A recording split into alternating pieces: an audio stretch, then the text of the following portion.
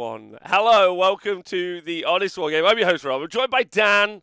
Dan unsupervised, Dan from Canada, but he's from Australia. Dan the man. And we're going to be talking about all the news in Age of Sigmar this week. Nathan and James aren't here.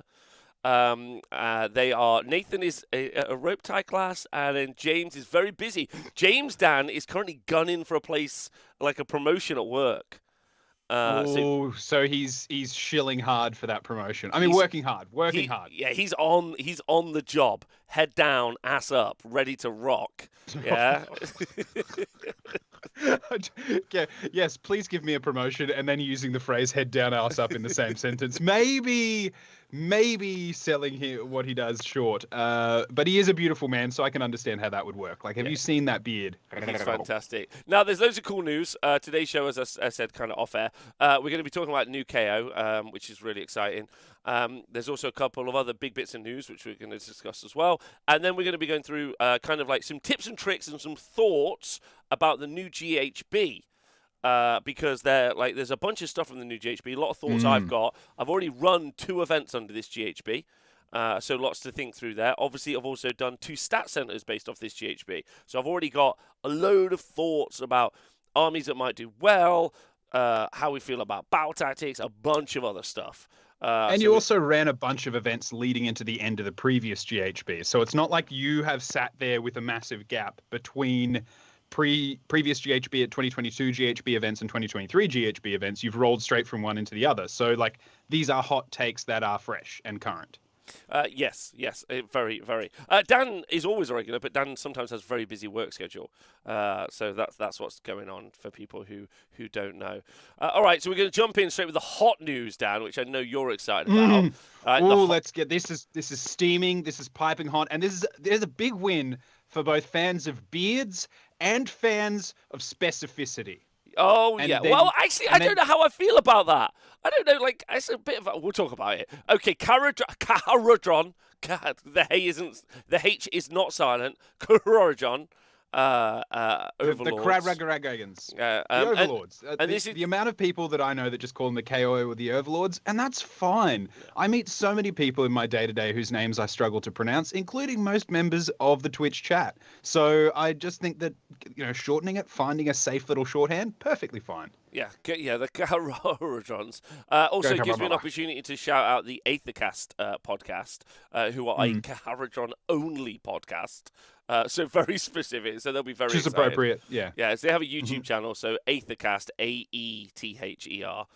If you want to listen to, like, they're legitimately like, let's talk about this KO list, 4.5 hours. Next show, same KO list, different artifact, 4.5 more hours.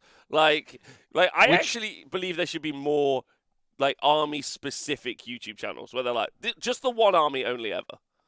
The thing I like about that is that really matches a dwarven energy. Like, we live long, we take our time, we're really practical and pragmatic. I would have a problem if that was a specific one about, say, Gits or something like that. And it's like, no, short lives. Gits wouldn't spend 4 hours doing anything. So to spend 4 hours talking about them seems like a waste. Also because they are a waste of a species. So, but dwarves obviously are very different. So, yeah. I'm going to take all those shots while Nathan isn't here, because I know that even from there he could reach through the screen and strangle me. So I'm just going to throw those in while he's gone.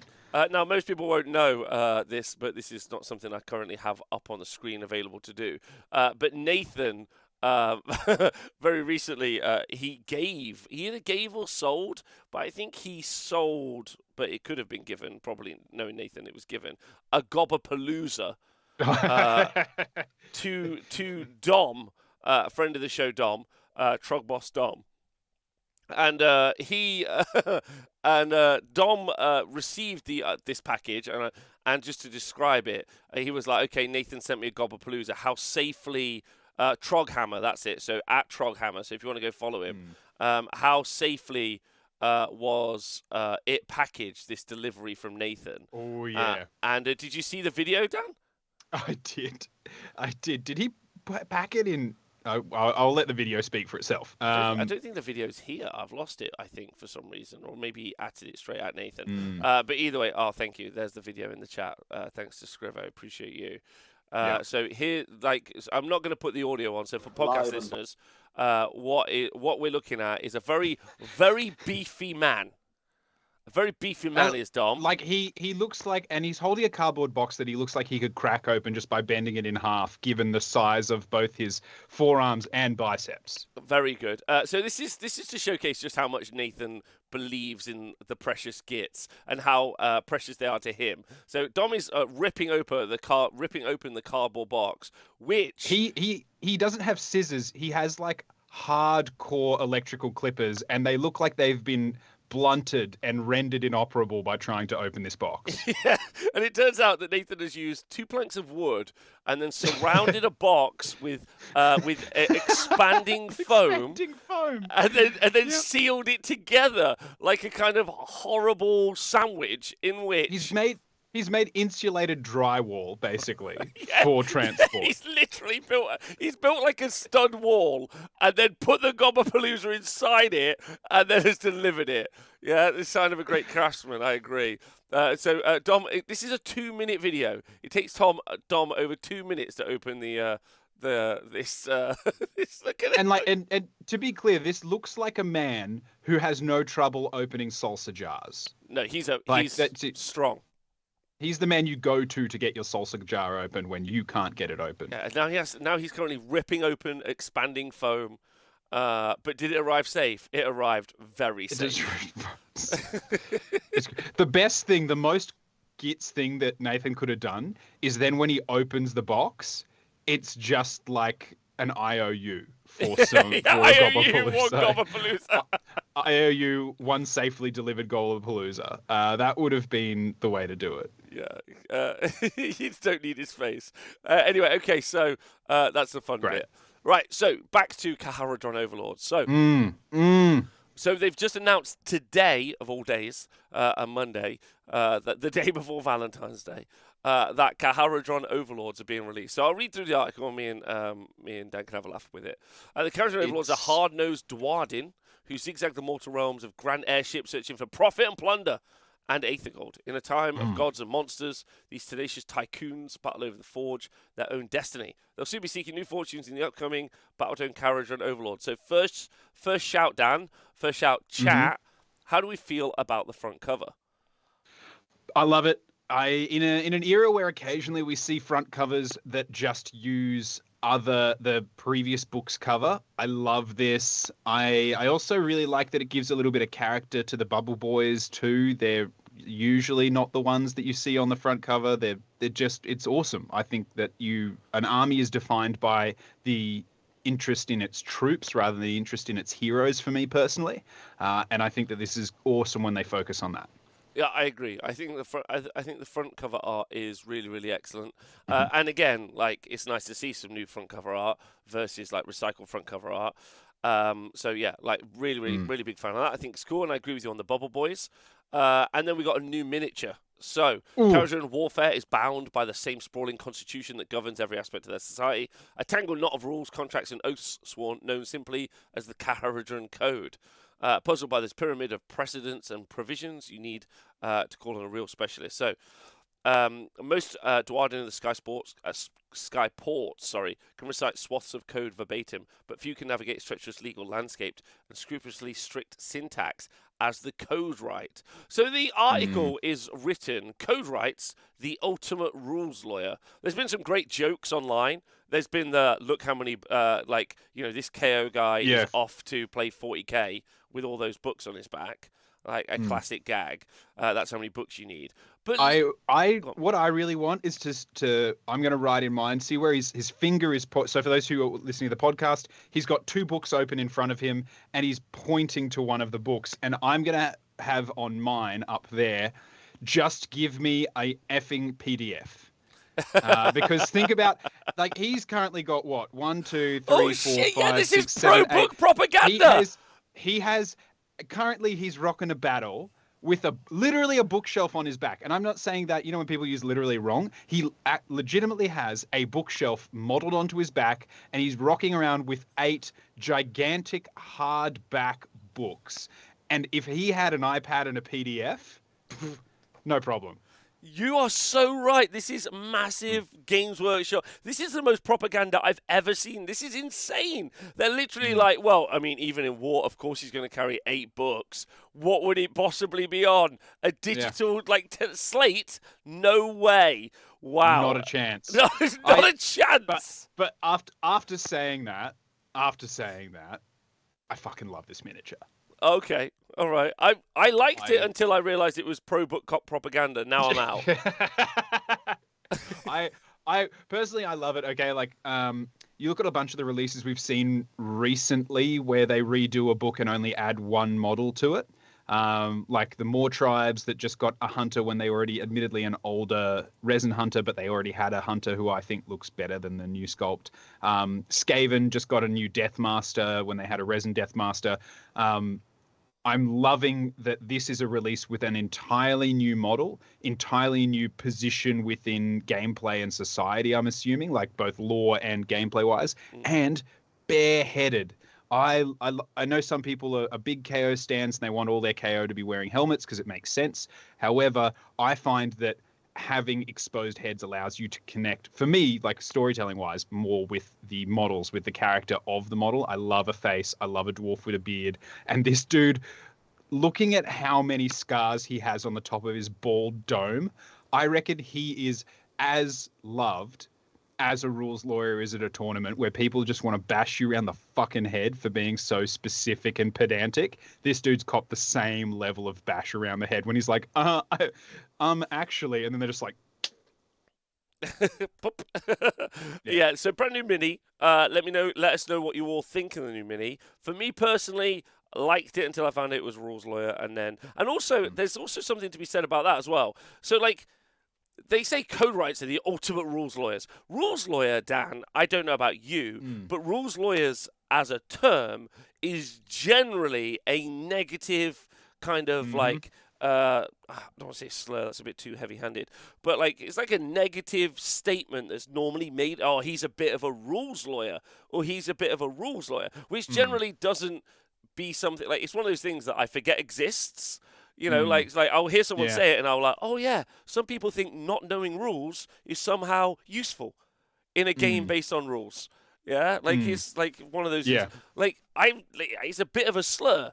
Like, and so it's kind of odd to see them use it in an article, right? It's like the ultimate, the ultimate man who's read a book. However, what I will say about this bloke is that if the KO are known for one thing in particular about the code, it's following their specific interpretation and discovery of loopholes. And so I both love that this guy is going to be he's going to be that gamer that everyone hates coming up to again in a tournament where they are an absolute rules efficient when it benefits them. And when they fucking bend and break like a yoga instructor, the second that those rules don't service them and they can find a loophole where they're like, oh, well, I think you'll find that the interaction between these rules is a bit different. This guy is a prick, but I kind of love that. Yeah, like people who know the rules are legitimately quite important. Like legitimately quite important. Like you need. But this dude doesn't know them. He takes advantage of them. That's why I don't like emotionally why I don't like what I think he stands for. However, can you imagine if you went to a tournament, because he's got 2 big loudspeakers over his shoulder, he's got a couple of subwoofers going on there. Can you imagine if you went to a tournament and gave a microphone to like every person arguing about rules interactions at a table and it was just blasted out over the event? It just doesn't happen though. Like, it almost never happens is an argument about rules interactions, which is why I was kind of like, I looked at the title and I was like, for fuck's sake, writers. Because now it's going to be like, I'm going to say he's a rules lawyer. And I'm like, oh, you idiot. Thank you to Brock Paint for resubscribing. And Chuckle Buddy. This is the TO or a table boss. Yes, that's it. On with a personal library of lofty texts. Now I know that this is pro-book propaganda. I hate this. These books, smart battle boffins, can unravel the ramifications of seemingly innocuous addendums and errata. Also, you need to know the rules because Games Workshop's games are normally really badly fucking written. So it's kind of like a self-own. They're like, oh, look at this guy who's a bit of a rules lawyer. You have to read through all the badly written rules, and you need a fucking guy who knows them. Like, I'm like, what fancy? Like, where are you stood? Where are your feet planted in this conversation? Because you're laughing at yourself, I think. I don't know. Which I admire if it is self-aware. Like, if you're going like, yeah, you know what, sometimes... So this is... We made this. We made this necessary. Yeah, we created this. This is us. This is a perfect example of like DLC. This is create the problem, solve the solution, basically. Which, I mean, hey, go for it. Like, that's the KO. If there's one Battletome you can do that with, it's the KO. Yes, it's there's two things you need to put in that book. One is release the PDF, and the second is watertight. Yeah. That's what it needs. All right. In battle, Codewright use their knowledge to find loopholes that increase everyone's shares. Not a days go by that a Codewright doesn't search for a precedent to pipe up with. I think you'll find allowing that. So I think you'll find. So again, I feel like they're trying to call out this idea that there's someone's like, I think you'll find that's not how it works. But it's like if like someone's like, oh yeah, so I'm just going to attack twice. You're like, no, I think you'll find that isn't how it works. Yeah. Because you're an idiot who hasn't read the rules.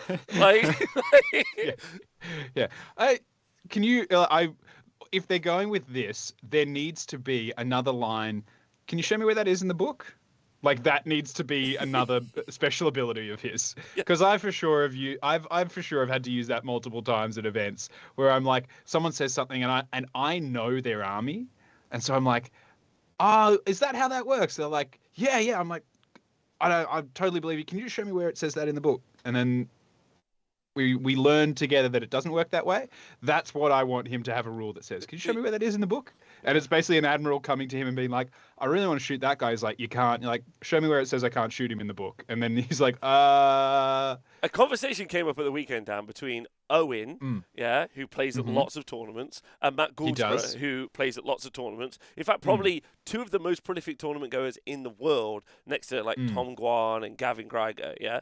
So like, and did they actually play the game, or did they just stand looking at each other opposite the table they had a chess game? No, they had a really exciting game. It was really thrilling. Yeah. But at one point, like, a rule came up, and like they were like, Rob, we legitimately need you to come over. And I was like, okay, this is what it reads. And I was like, right, okay. The problem with this sentence is that they've either made the possessive the first thing in the sentence or the second thing in the sentence. And they were like, you're right, that is the problem. And I'm like, but they don't specify which of the possessives they're referencing in the third sentence. And they're like, you're right, so can you please decide which of the possessives that they're choosing? And I'm like, well, they haven't specified, so I can't.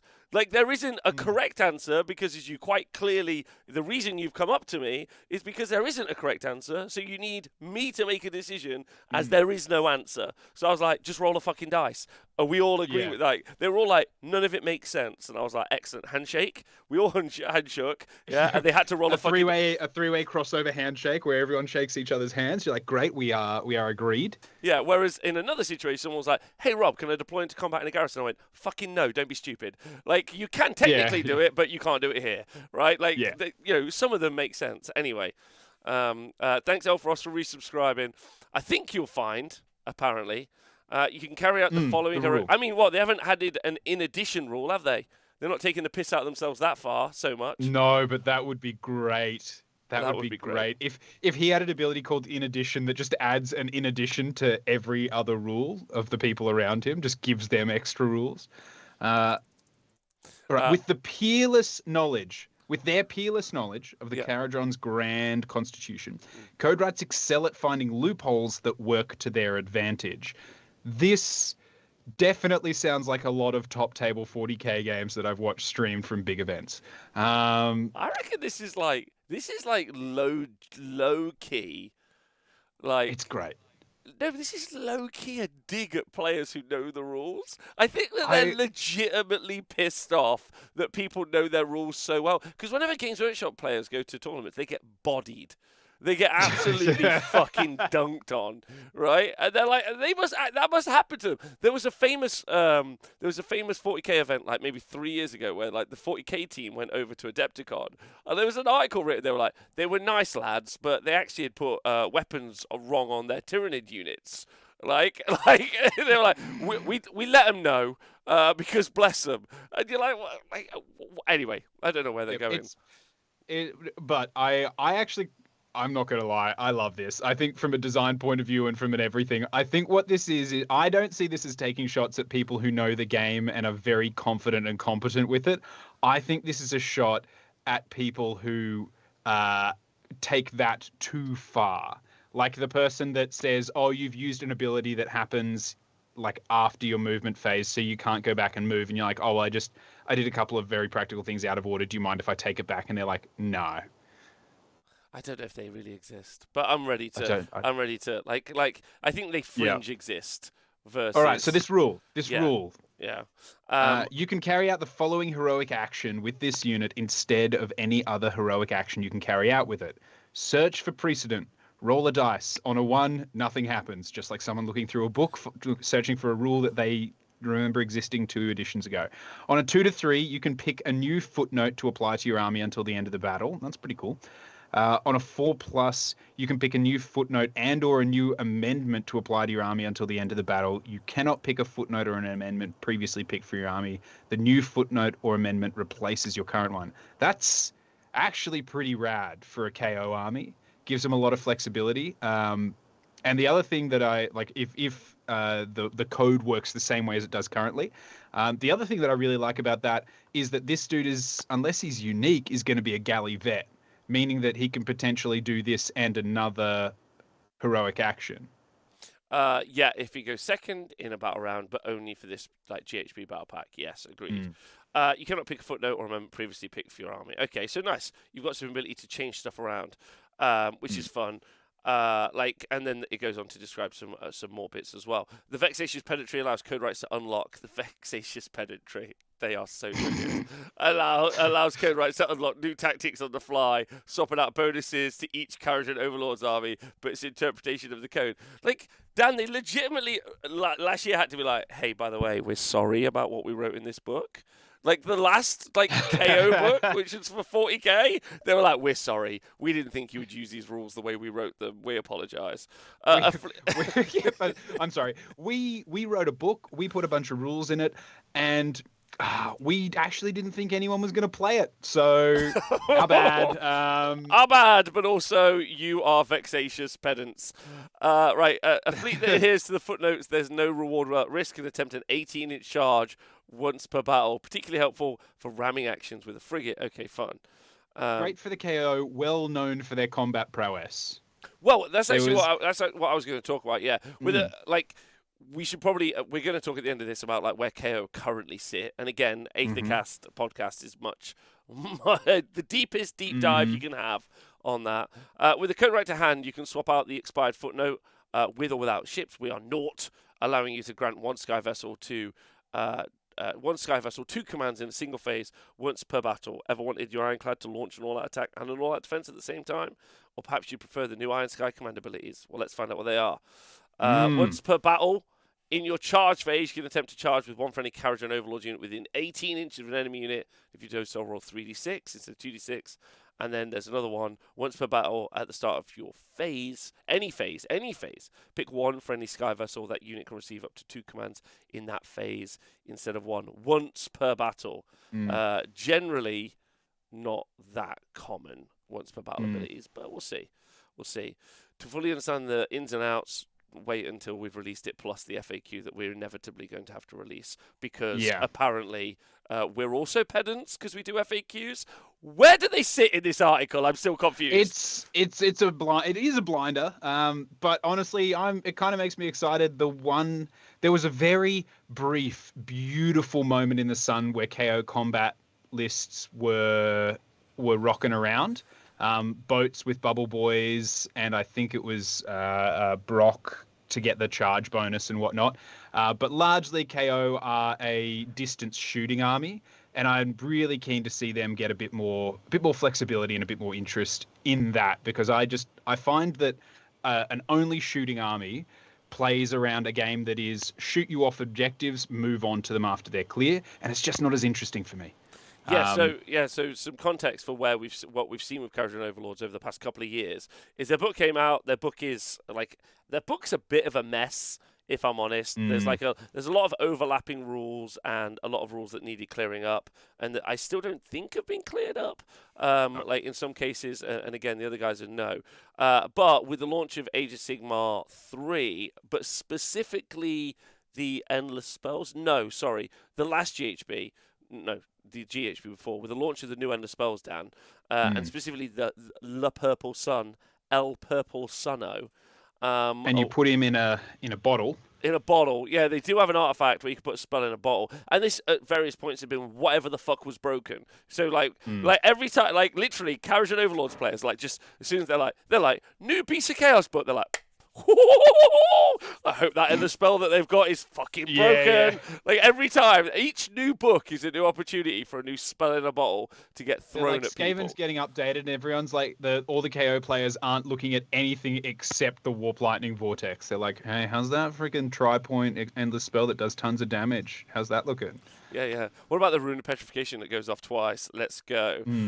But we did see with the launch of the last set of kind of like generic endless spells, we saw specifically the Purple Sun be mega effective because with save stacking going into Age of Sigmar 3 wholesale, you had the +1 saves being added. Like you had Mystic Shield, which was a new introduction to +1 save, and you also had well, it's kind of like a reintroduction, but that doesn't matter.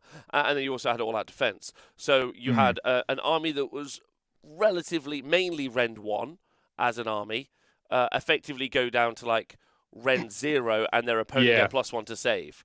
So they were like, fuck, this sucks. So then they released the Purple Sun, and not only were they like, let's stick this thing in a bottle and throw it in like a hand grenade, which was great fun for them. They're also like, +1 rend to everything within 6 inches, or -1 to save. So then, bang, bang, bang. So I was about to say, no one. When I say no one, I mean very few people saw that and went, "This is my opportunity to make a KO combat list," because they were like, "I don't want to be near the sun. I want to throw the sun in there and then GTFO." And take it out from a distance. Yeah, I agree. Like, it's very funny. And then you've talked about the key weakness of Kharadron Overlords is that they're a gun army. And this has been a massive problem when they've done it too well. This is the 3rd KO book that we're going to get. So when they've done that too well, it was devastating and really, really powerful. And you would, like, the game is always in an okay place if KO are just in the middle of the pack. You're like, yeah. Because, like, and hats off to them. Like, the KO book is currently, like, I don't think it's by design. I think they're like, KO seem fine, so let's not. You know when you do something and it just, like, you put something together and it all just works and you're like, stop touching it. Just leave it. I don't know how, but it is working. Which, like, for me, it was the door to my very first car. For some reason, the handle wouldn't open from the inside. I jimmied around in it. Something clicked, and it started working. And I was like, we don't ask questions. We just accept that I can get in and out of my car from the driver's side door as opposed to having to jump over the passenger seat. And that's pretty much them, I think, with the KO book. That's where we're at with KO. It's just like... But I will say, I think KO would be a notoriously hard book to do that with. Because unlike, say... Every army has its gimmicks, its keys, and everything like that. But KO in particular are tied around distance maneuverability, boats, garrison, and they are a very heavy shooting in their style and in their lore. So I think that they would be harder to balance if you were like writing a book or creating a book compared to, say, something like Blades of Khorne, where you go, okay, they don't have shooting, they don't have magic. We need to buff their combat around them and base their book around that. This is the how we'll approach it. KO would be a lot more intricate to try and do that with. Yeah, you're absolutely right. So currently, the way KO generally fail a lot is just getting double turned, because they really struggle to hold the primary. So holding objectives is an issue. They don't have combat units and they don't have objective holding units. So like Dan says, they kind of play some sort of like runaway game where they're like, okay, I'm going to play a skirmish game on a 44 by 60 inch board, so a smaller board than we used to. Yeah, while there's fucking goblins running like 41 inches, and then elves with arrows shooting another 41 inches. Like, it's not really like they're like, oh yeah, I can keep you at a distance. They're like, there is no distance that's safe. You're in a massive flying airship, and yet some orcs on pigs move faster than you. Yeah, yes. Like, just it's not a fair comparison.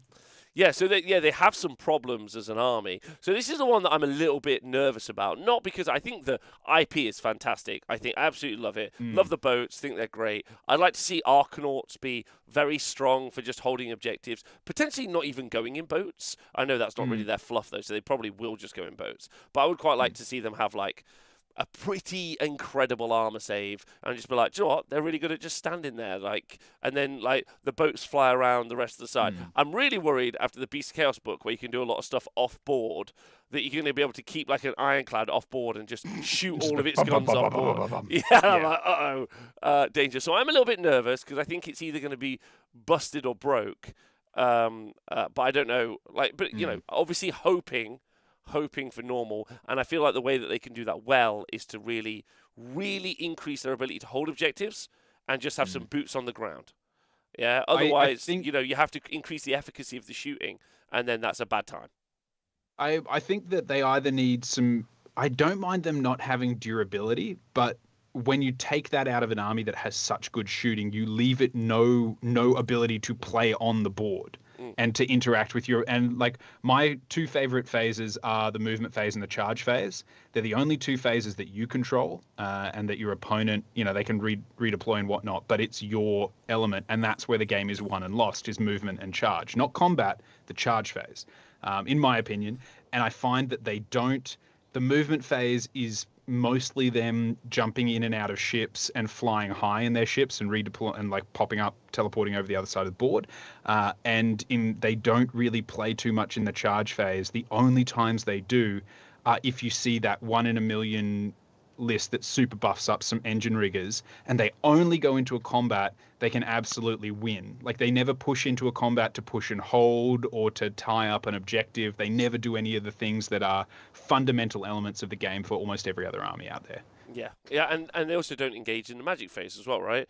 And so you like they don't engage in a lot of phases, so it's a very polarized army, and then therefore it's got a real opportunity to be, and it would be fun to find like a middle ground. So we'll see. Anyway, out soon. We can dream. Yeah, we can dream. Very exciting, but also nerve-wracking, because that is like there's a lot of people, like, if you're like KO. Yeah, it's a good time when KO aren't always there shooting all of your characters to death very early. Right, okay. Then the other bit of news, there's two more bits of news before we get on with the show, is that there's a new magazine. And I wouldn't really normally bring up kind of like purchasing stuff and buying stuff. But these Warhammer Age of Stormbringer, but this is like a magazine, a Partworks magazine, where effectively you sign up and you get a magazine that you're never going to read or use. But you do get crazy discounts. I don't think it's in the US, but it's definitely in the UK.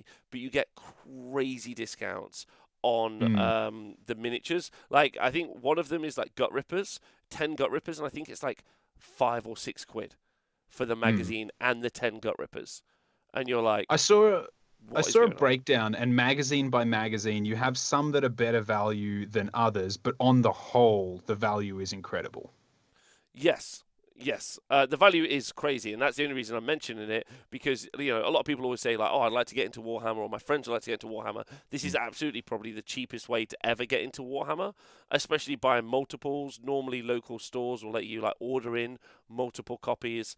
So if you did want, for instance, like I'm looking at one issue that's Gut Rippers. If you did want 60 Gut Rippers because for some reason you just want to get murdered all the time, then you want to be that one person that has them. It's fine.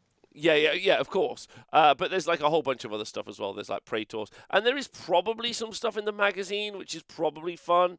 I have never picked it up. So, But Dan, like the one bit I wanted to talk about, this is kind of mm, like, is so these Stormbringer magazines cost like I think they cost like £7 or £8, maybe like mm, I don't know what they cost, right? But Games Workshop have just announced that they're doing a 6% increase in cost. Now, again, I'm mm, not really like a price guy. I don't really like to get into it too much because I'm like, give a fuck. Um, mm. but like, it's wild to me that they're like, listen, if you buy boxes from us, they got to go up 6%. They just gotta. There's no way we can produce these at a reasonable Mm. markup. And you're like, okay, but If you buy it from a third-party magazine subscription company, they're not producing the miniatures. We're producing the miniatures for them, but because they're in a magazine, not a box, 40% cheaper. yeah, like how? No, like it's like, is it 40%? I think it's like I it's I like think on the 70% cheaper.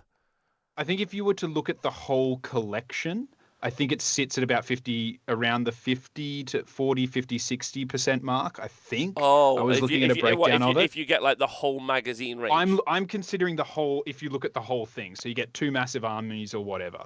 Um, so what I will say is I actually have a little bit of insight into this because while I was in Australia over Christmas, the spectacular human who does actually watch and listen to the show back, he's just on Australian time, Vinny, has the previous edition of the Partworks magazine from when it was released in Australia. So I got to check it out and flip through it.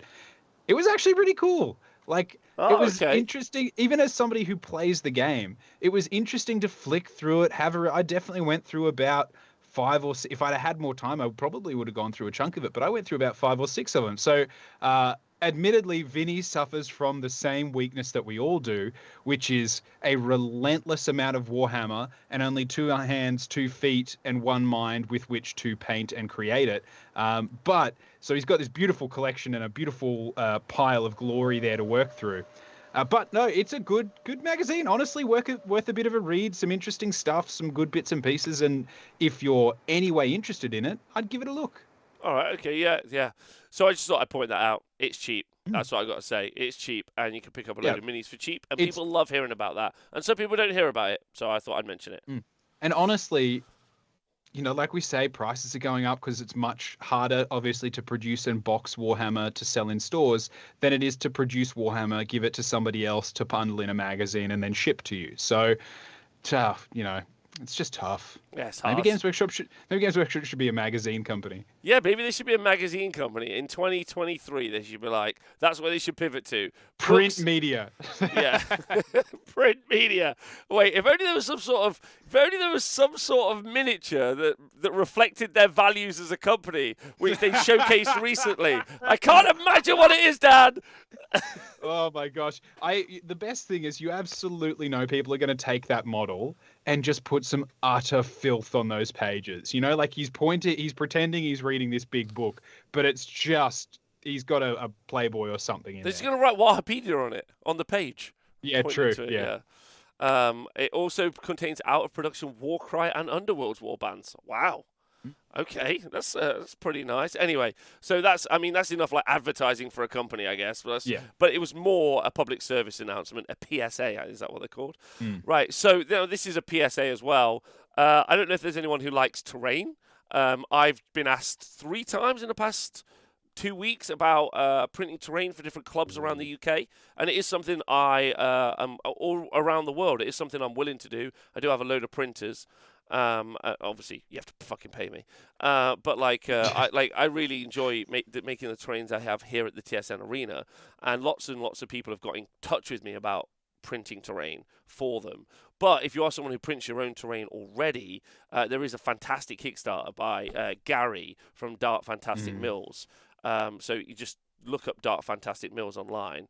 And there's a bunch of great stuff. And one of the elements that I really like about this is, here's a good example. There's this great Chaos Citadel, which is absolutely fucking useless in a game of Age of Sigmar, but probably really great in a game of like Warcry or Mordheim, So like sometimes when you see these Kickstarters, and Dan, I've looked at a lot of these now over the past few years, you're like, not that interested. because they haven't really thought it through, or it's very generic. Mm. But it's a Chaos Citadel, which is quite rare. It's normally just a town.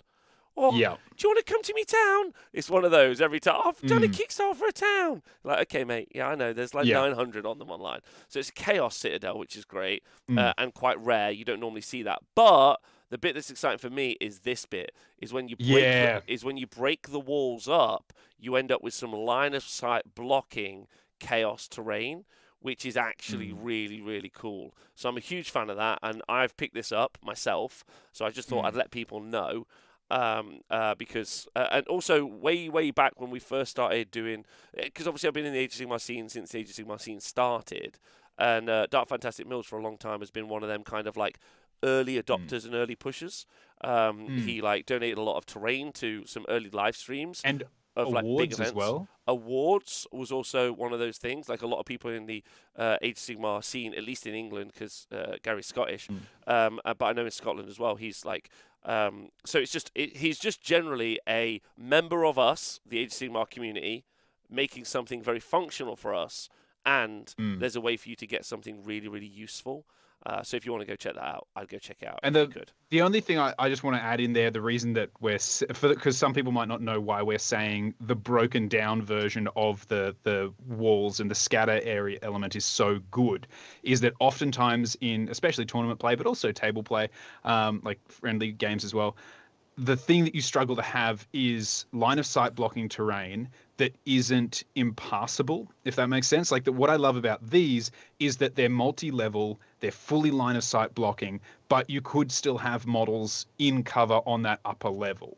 Yeah, as that's well, actually quite nice. Of sight. Like usually what you find is terrain comes in two types: line of sight blocking that's impassable, so models can't really go in it unless go on it, or open terrain like woods and stuff that people can see in and out of and shoot in and out of. This lets you have both. You get to block line of sight stuff behind without completely shutting off a chunk of the table from use. I just think it's clever design. It's really good, and that's why I'm saying that it's awesome. It's great. Yeah, I do that a lot. Like all of my terrain is like MDF based, so it's like you're either standing on it or you don't. Like those are your two kind of like conclusions. So this is a kind of a nice medium ground, which I hadn't thought about. Anyway, if you want to go check it out, I'll include the link in the show notes for everyone at home. Anyway, right, okay, so I think that's all of the news for now. But Dan, we're a couple of weeks, maybe 3 or 4 weeks into the new GHB, and I'm already off the back of having run 2 events and having done two stat centers where I've kind of. So would you say you're still in the honeymoon period, or have you settled into the relationship? What? So there's a lot of like when you read the GHB, and then there's a couple of like so you have some thoughts and then you start testing them, and then obviously I run events and people come out and test their ideas as well, and then I've been talking to the players and I've been getting a lot of feedback, and obviously I do the shows during the week and other stuff, and speaking to other TOs. So I've got a lot of thoughts in my head about. So just hear your in-depth thoughts. The Goosefake Gets review. That's going to be next couple of weeks. Is what that'll be.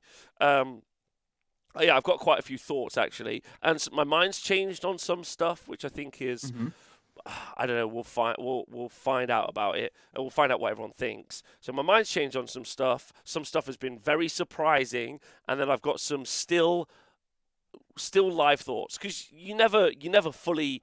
I don't fully ever decide. My best guess is, like I currently have my best guess is Battle Regiment is probably not as good as you think. Is like a wild statement to discuss. So I thought we could talk about it, Dan, or you could quiz me on some stuff. And I know you had some thoughts as well. So if anyone's got any thoughts about where I think and obviously we're talking about competitive Age of Sigmar, but also maybe just your casual games of Age of Sigmar, because I think there's some interesting conversations there. So go on. So, okay, well, where would you like to start? Do you have a vibe on where you want to? Because I had a thought, but over to you. There's an elephant in the room in battle tactics. I think there's an elephant in the room. So at my events, I haven't put battle tactics in. No battle tactics or grand strategies from the books.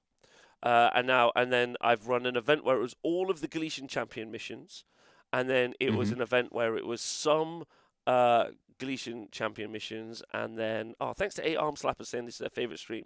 Thank you very much, love you, it's appreciated. Some Galletian Champion missions, and then the one I've just run was only like half of them were, but obviously it's hard to do half when I think it was like 3 non and 2 were. But you weren't allowed to use book tactics, and you weren't allowed to use book grand strategies. And I would say that was probably so restrictive in people's ability to play that I'm probably going to do away with it, but I'm wildly unhappy about it. Well, admittedly there are some armies that just not have like Sons of Behemoth that without access to their book stuff, I think do struggle because they don't have that many options. You're absolutely right. There are some. Okay, so let's break it down if you fancy. Okay, so if you play without book tactics and grand strategies, there are 8 battle tactics in the GHB that you can do. Yeah, when you're playing under that battle pack, there are 8, and 4 of them are for the Galletian champs, and 4 of them are for not. So immediately, if you don't bring a Galletian champion in your army list, so Gargants, I was playing all dragons recently, yeah. So I had no Galletian champions, and then Chucklebutty, who won coolest army with his Trog army, had no Galletian champions, and he was like, "Oh, I can't do any battle tactics." And I think I was playing with Adam as well, who maybe had no Galletian champions as well. So he's like, "Turn 1, I can't do any battle tactics." And this already piles into something that we're seeing very commonly in the Stat Center, and that's Tunnel Master, Dan. So Tunnel Master is a unique upgrade that you can get for a Galletian champion. And what this allows you to do is teleport that Galletian champion. And here's my first hot tip. The rule for Tunnel Master is, I probably should bring it up, Dan. But to let you know, there was a recent event over in the Netherlands with like 60 people, and like 80% of the Galletian champions, because you get, again, I should be clear, you get a free upgrade or free enhancement for a Galletian champion, and you get to pick out of 3, or is it 4? One of the two. 3 or 4. 4. I think it's 4. Think? So Tunnel Master is the one that you see a lot, unless you're playing Fire Slayers, in which case they're always going to take leadership of the Alpha because they're going to want 3, 4+ rallies. So every time, baby, every time. If you have a 4+ or a 5+ rally, you're taking leadership of the Alpha. Yeah. Like if it's just a no-brainer. It's a no-brainer. So let me read it because there's actually some spice here. Once per battle, this Galletian champion can issue... Oh, no, sorry, wrong one. Tunnel Master. Once per battle, instead of picking this Galletian champion to make a normal move. Now, that's actually massive, Dan. Because there are some moves, for instance, when you do Mighty Destroyers, which is when you use Mighty Destroyers, you pick them to make a normal move. Right? Yeah. That's what you do, but in the hero phase. So there are a lot of abilities with that specific wording. Yes, you make a normal move, right? So normally you're talking about normal moves in the movement phase. So there's some real spice here, so that you use normal moves. If you've got something in your book, go find your Battletome and go find something that allows someone to do a normal move somewhere else other than.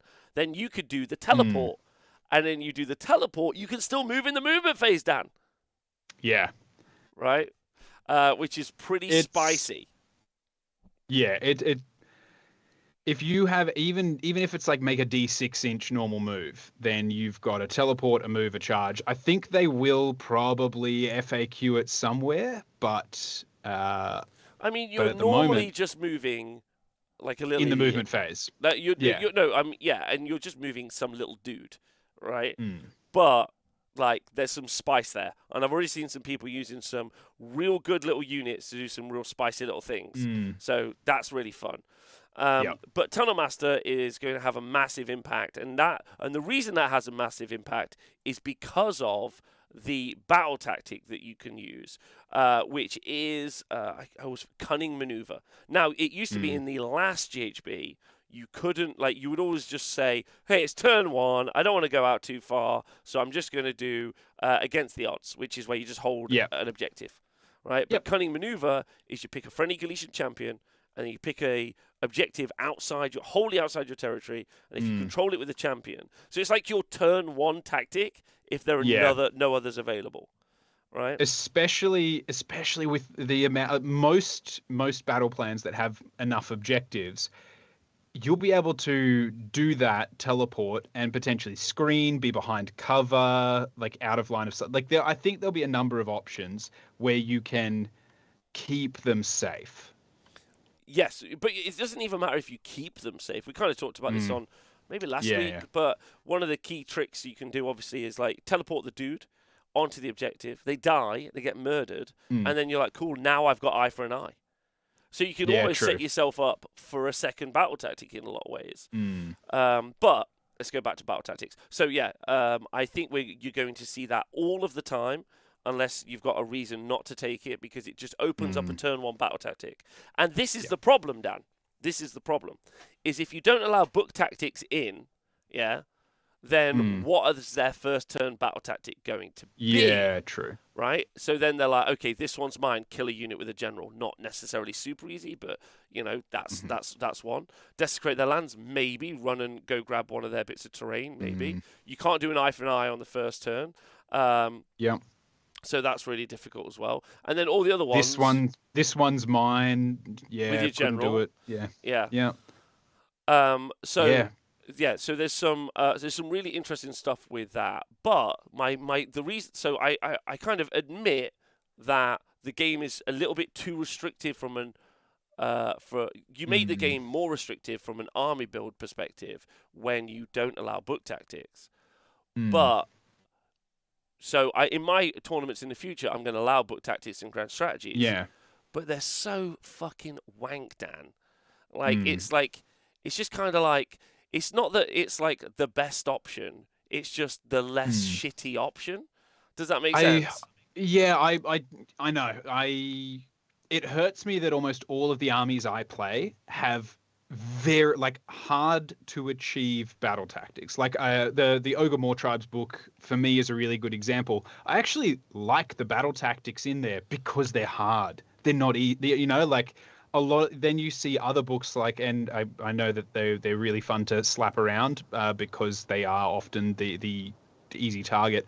But Daughters of Cain have some stupidly easy battle tactics that require very little interaction, from your opponent to try and shut down. So we talked about this today. Actually, we talked about if you have a Tunnel Master in a Daughters of Cain army, you can effectively do 4 battle tactics. We talked about this on the Stats Center show. You can do 4 battle tactics where you don't ever engage with your opponent. You don't fire a shot. You don't touch it. You don't touch another unit, right? And you've achieved 4 battle tactics, and it just feels like that's so counterproductive. It's very 40k. It's what 40k does, and I really dislike that. I think it's really negative. But that said, I think I have to readily admit that having non-book, and then some of the grand strategies, with Zinch, it's just have a Destiny dice. It's not just have a Destiny dice, but it's just with Firestayers, it's just just put these out there. And the thing is, have an endless convocation out there. The problem is it really obfuscates where the strength of an army is, and also why people are winning. Yeah.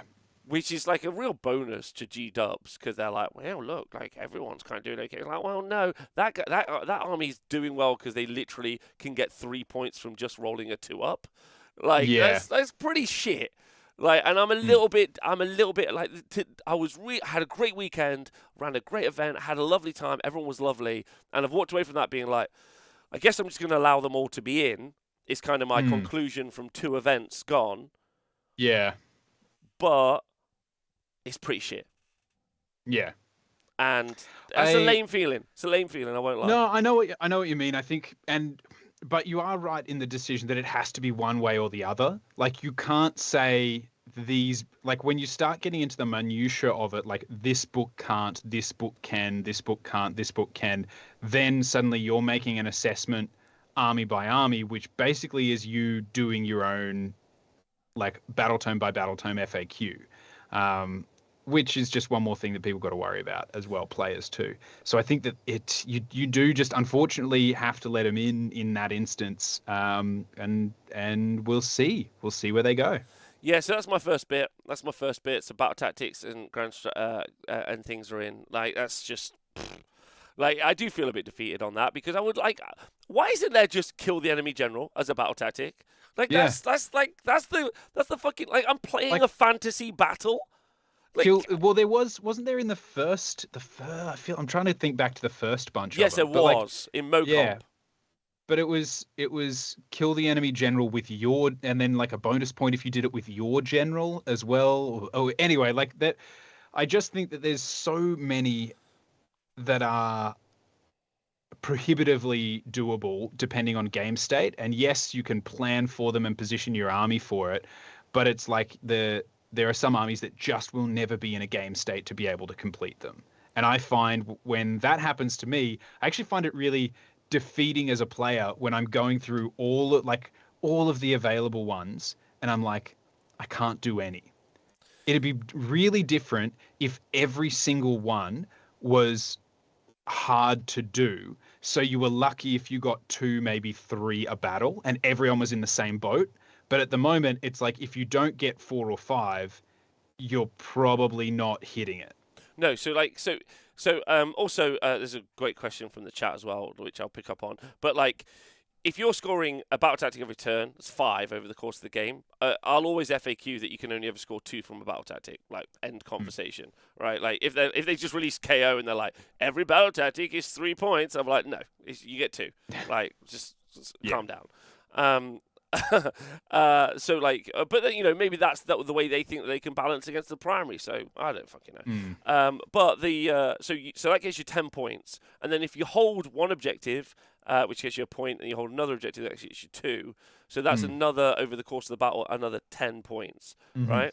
And then there are 3 points for doing your grand strategy. So you could like quite comfortably be like, look, I want to just try and hold 1, hold 2, and do my battle tactics. Some of which are just like cast a spell. Be on the board. Like some of them are so like, just be just around. Be there, right? Yeah. That you're getting. So because I've got this thing at the minute, 23, not 28, is you can play like a very unengaging game and get 23 points. So that's your 10, your 10, and your 10, your 10, your 3. Yeah, and then you really got to risk reward. You really got to push yourself for 28. You know, what I mean, I'm going to get out there. I'm going to put my balls on the wall, get 28. You're like, wow, fucking, why not just do nothing and get 23? And obviously, your opponent's a part of that conversation as well. So I think having watched it for a couple of games, I'm a bit like, so I'm going to try and intentionally choose battle tactics which at least force people to move around. So Prize of Gallet is really good for that. Jaws of Gallet is really good for that because you delete objectives, so you can really force your opponent to have to move. Well, I was going to say the only thing I can think that you could do to change this is if in the battle pack you provide the list of tactics. Like you create a custom list where you drew from. So that, again, that's another point raised by Chucklebot in the chat. Like, and I've always been a really big advocate for this. Games Workshop's mess. Just like, we did Twisted Turns round 5, at the event, right? And Owen was literally just shouting at me across the room. He was like, "Rob, this is bullshit. Why did you make it?" Like, he was pissed, and he was quite right to be pissed. Yeah, like it was a super fair point. It's my responsibility to try and make people who attend my events to have a nice time, right? So I obviously will never do that again, right? It was a bit of a joke, and we all had a laugh with it, I think, but never again. We did it the one time, and we'll never do it again. But the further and further you stray away from what the game is, with comp, like, why not just allow one from the? I've heard loads of suggestions. Why not just allow one from the book? Like, okay, which one? Like they write on their army list. Okay, why not create, like Charlie was like, why not create 2 that are just like from the core book, like, kill the enemy general or something. I'm like, there's a version. Adam in the chat's like, why not have it so you can only score 4 out of 5? And it's just like constantly producing some sort of wheel. And I'm just like, just let it all fucking ride. But ban incarnates, because fuck them. That's what I would say.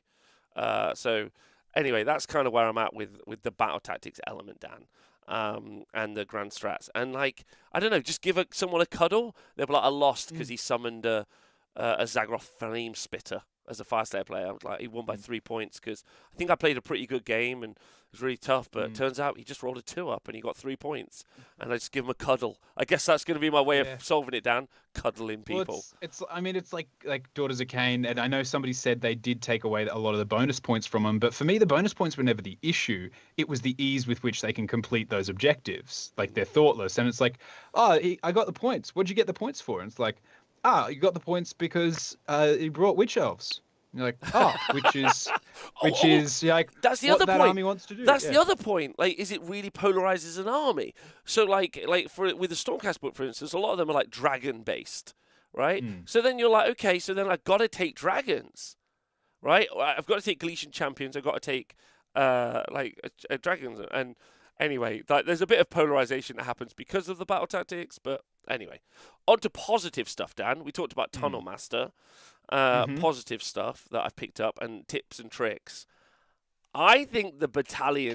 Can we rename the Tunnel Master, like when he uses that ability, to doing a Gur colonoscopy? Oh, okay. So I haven't told you this final bit actually on the Tunnel Master situation.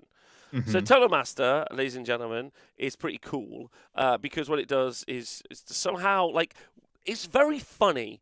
Because what they're saying is there's a character and, like, a mega boss is a funny tunnel master. Like, what is he doing and how is he getting there? Do you know what I mean, Dad? Like, he doesn't seem like the best, like, Sloppity Bar Piper, the tunnel master. You're like, well, how is he? Is that really? Yeah, is he playing music the whole way? Yeah, see, it makes sense for some, but then I like the idea that others just, like, there's a hole, and they're like, I wonder where that goes. And then they obviously pop up in the most tactically perfect place ever. And they're like, fuck, that was good luck right there. Like, there's different ways to master a tunnel. But as a dwarf player, obviously no one is as good a tunnel master as a dwarf. Exactly right. So now, the important point is we've talked about this on today's show, and friend of the show, Outnot, who runs Clay Beast Creation, who's a 3D designer, has gifted us, and soon to be available, I think for free, is what he talked about today, is gifted us an STL of a Tunnel Master. So here it is on the screen, and for podcast listeners, it's just it's just a tunnel, like mound on a base with a shovel in it and a sign that says "Tunnel Done." And he said, "Go on, Dan." I love that it actually just kind of looks like a latrine, you know, like when you need to go to the toilet in the bush and so you dig a small hole that you can poop in. That's what he's made. No, Dad, I did not raise up in the fucking boonies in Australia. So no, I don't know what it's like when you need to go to the toilet in the bush. You might go camping. Gosh. We have porta potty. Like, there's nowhere in England human hasn't touched. Anyway, so there is a Tunnel Master STL soon to be produced, which is really great because Dan, you don't even need to use it as the base. You could just use that as your model. Well, he is spending all of his time underground. Exactly. That's what I was thinking. So for podcast listeners, it's a hole in the ground with a little sign that says tunnel and a shovel. So I love that. Your idea of camping is 2.5-star hotel, isn't it? Never used a drop john. I've never used whatever a drop john is. My idea of camping is like just sleeping in the railway station. That's your version of camping is like rock up in a massive RV the size of a small apartment and, you know, never go outside. I get it, Rob. Who do we think I am? I am not bougie. I've got no, like. Yeah, that's why I'm saying you would never go camping because you would never have all of the mod cons. I get it, okay? Okay, all right. Okay, that's why. Yeah, okay, fine. I'm bougie. That's fine. Right, okay, so... Get him, chat! So positives that I've noticed from the new GHB is list writing is actually really, really exciting. And let me talk to you about why. So in the last... GHB, if you're on TSports Wargamer, not yet, it's not currently live. but in the next couple of days, and look at the stats, you can see that the Battle Regiment Battalion, which is where you put all your models in a battalion. I don't know why if you don't know play Age of Sigmar and you've listened this far, fuck knows why I'm explaining this, but here we are. Like you put all your like fuck knows. We are as weak as our weakest link, and every now and then one of those weak links just toughs it out. So bless them. Yeah, exactly. So in they go. They go into a special group, and then you get some bonuses. The Battle Regiment was the second most popular in the last GHB behind Bounty Hunters, which, lo and behold, the one that gave you +1 damage was weirdly popular. The one that gave you +1 damage against the type, a vast array of unit types. That you're, I think the worst part was that a mandatory unit type. Galley vets couldn't not be galley vets. Yeah. You know, like it's like bounty hunters were only bounty hunters when they were put in the battalion. Galley vets didn't need a battalion. They just were. And you're like, oh, so I'm good against a large number of things in my opponent's army. And my opponent will definitely have those. And you're like, yes. And I'm like, rad. Yeah. It's amazingly that was the most popular one, but Battle Regiment was second, and now again just using an event from the weekend, there were 54 players, but 57 Battle Regiments, because because you could take more than one Battle Regiment, and that gets you lower drops. 2 drop. But my statement is this to tournament gamers and casual gamers alike, is that you're either 1 drop or you're a billion drops. And because the new I've seen people use that new Galletian Command Battalion especially incredibly cool. I'll give you a hot pick, Dan, so that I saw recently. So this was last week, like a couple of weeks ago. I think JD played this, which was really cool. So he's running Stormcast, and he had a unit of Protectors, yeah? And he had a Galley Champ, I don't remember which one. And he had the Artifact, the Quicksilver Potion, which means at the start of the combat phase, once per battle, he gets strike first, right? So so what he would do is he would run the Protectors around like a little like phalanx in front of this character, and then someone would charge the Protectors, being like, I'm going to beat them up, and then he would go, right, cool. By the way, I strike first, and the battalion I'm in, which is the Galletian Command, my bodyguard unit fight straight after me. So you would charge them, and then they would fuck you up. Right? Yeah, right. And what a cool little combo. Yeah. Super cool. Yeah. Super cool. And see, I think that there is a lot, like just looking at it, I was genuinely a little bit more interested. The only thing I don't like is the headhunters, the sniper thing. Yeah. Only in the same way but I had the same problem with bounty hunters in that you create a rule that creates a unique strength for a unit type that usually isn't the strongest element of an army, and then you immediately make a counter for it that anyone else can take if they don't want to deal with it.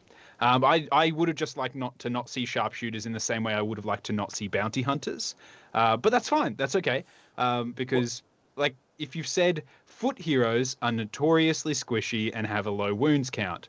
We made -1 to hit with shooting to protect them, but it didn't do a great job. So now they just can't be targeted if they're near battle line. You've created like they need to be near battle line to not be targeted only with shooting. And then you say, but also actually here's a thing you can put shooters in that ignore it. That's the only thing I don't like about it. Well, if it makes you any better, we've seen it almost like it hasn't existed. Yeah. No one's taken it. Yeah.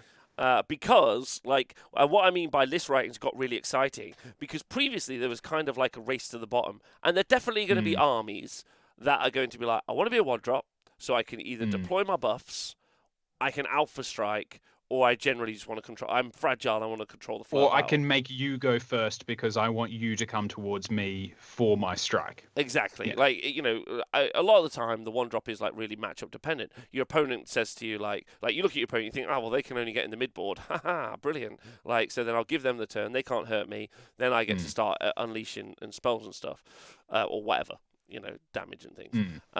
But now, if you're not a 1-drop, just be a fucking 14-drop, right? And then have like 2 or 3 enhancements.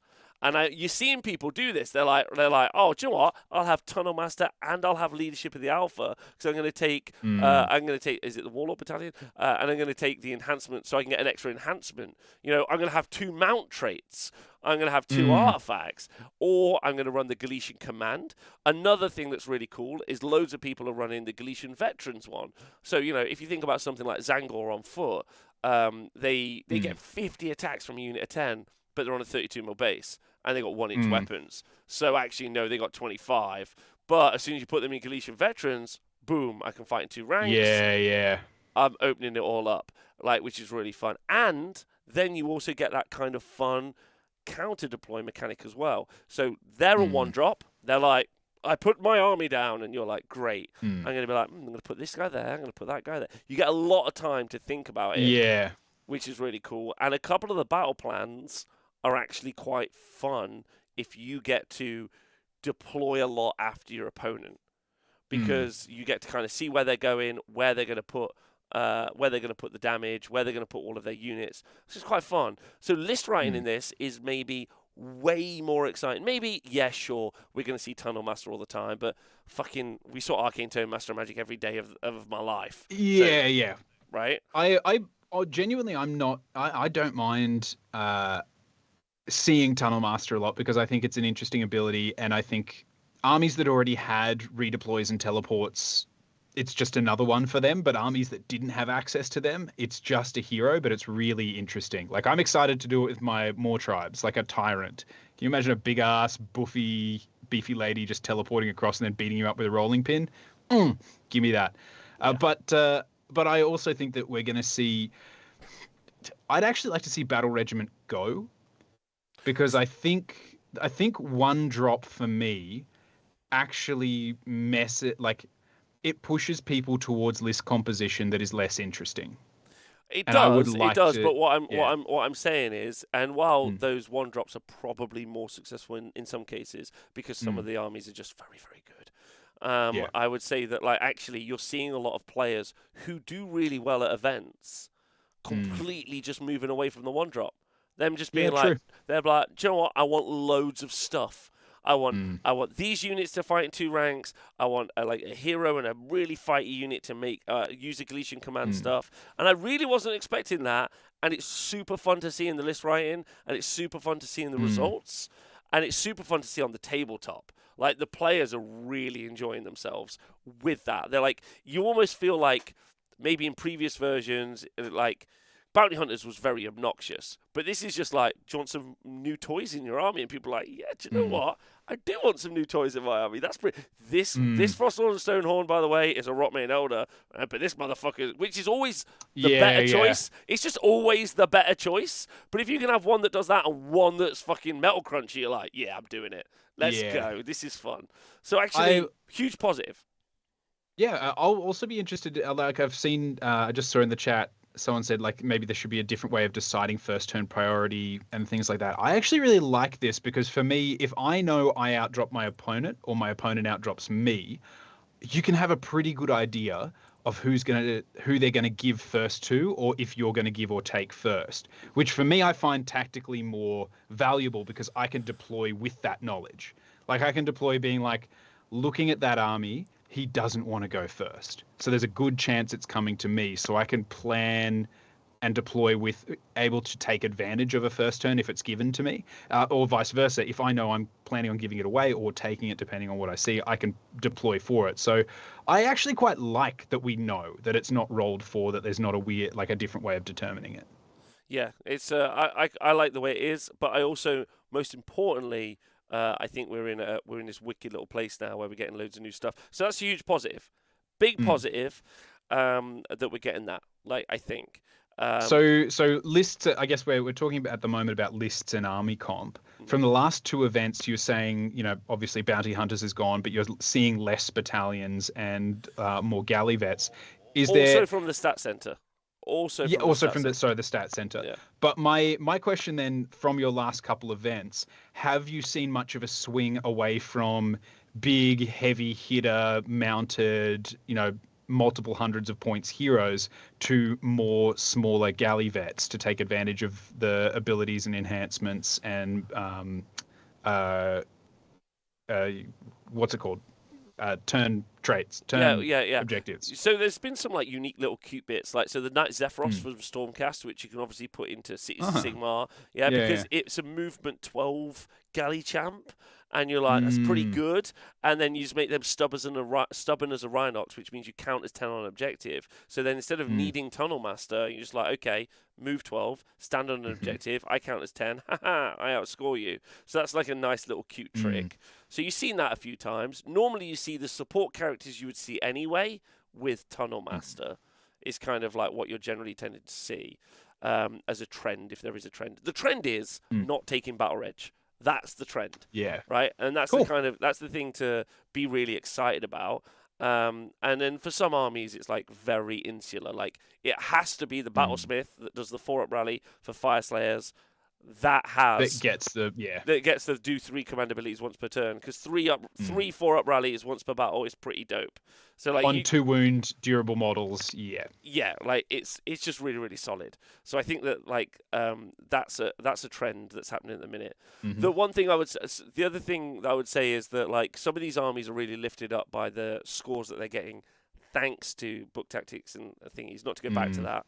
But like, so sometimes the lists don't necessarily read until you like realize that someone's spending 95 points or 100 points on a hero or a unit just to achieve a battle tactic and then get 2 points. Because that's kind of interesting, because there's no overarching strategy with them other than get 2 points, which is kind of interesting.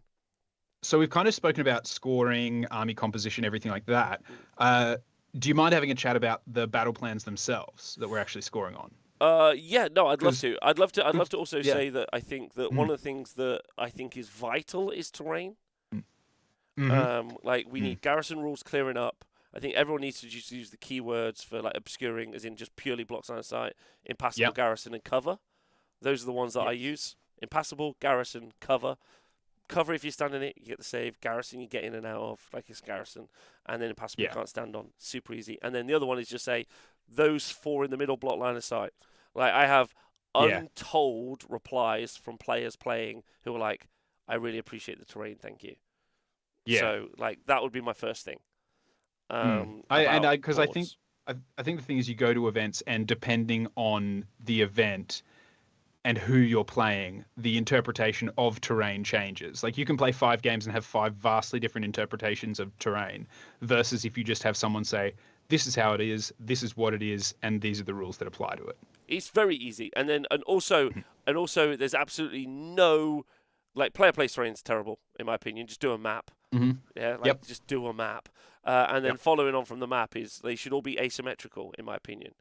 Like, that's something to be conscious of. I sometimes have, and I need to look at it again on some of the boards that I've produced, but I also have it so that, like, if you have a large piece of terrain, let's say the Shrine Luminor for Luminor Throne Lords, I normally have it that you have to replace a piece of terrain, and then I try to make it so there are 2 or 3 pieces of terrain in your territory, so that you are replacing one of those 2 or 3. Yeah. Now, some people think that that's quite restrictive, but then the other version of that is there's less terrain, or if there's the same amount of terrain, then what you do is you use that impassable bit of terrain to create like a zone where like a Maw Crusher can't land. So then what you do is you set up, like, you have to be really conscious of like what players will do. They're like, look, I have a shrine, I get to set it up.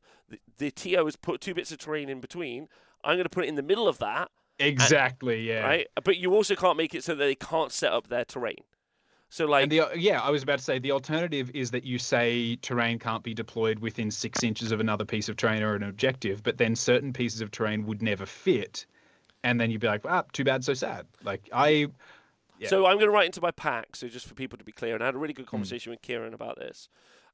Is that because I did have just replace a piece of terrain in the territory. So now I'm going to change it to you can set it up anywhere as long as you end up 6 inches away, because that's roughly how much space you need for like a Maw Crusher or a Mega Gargant. As long as you're 6 inches away from any other piece of terrain, you know, and the intent is, just to be clear, that someone can place their model pretty much anywhere. Yeah. And then, or replace a piece of terrain. So you've got a little bit more wiggle room. And there's going to be a lot of Gits players out there being like, my Loon Shrine, I can use this to block the board. Yeah. Right? Which is pretty interesting. So, or you saw it, I know I saw it a lot with boats, with the fish elf boats. They were often the thing that you saw, whether they were separated to block two different corridors or to create bottlenecks, or whether they were put together as one to block off a big advance, Yeah. and then take advantage of eels flying over the top. It just stops that I from remember being someone a thing. proudly saying, like, "Oh, I put my two." This is an old thing for people who are new. Someone proudly saying that they won an event because they put two of their boats in front of their opponent, and their opponent couldn't move out their deployment. They were like, "Haha," and I'm like, "No, haha, that just sucks." Yeah. That's not cool. Or like I remember playing at an event where the OBR put that you could put terrain on objectives, and the OBR put their little bone nexusy thing on top of one of the objectives, and I was like, oh, that sucks.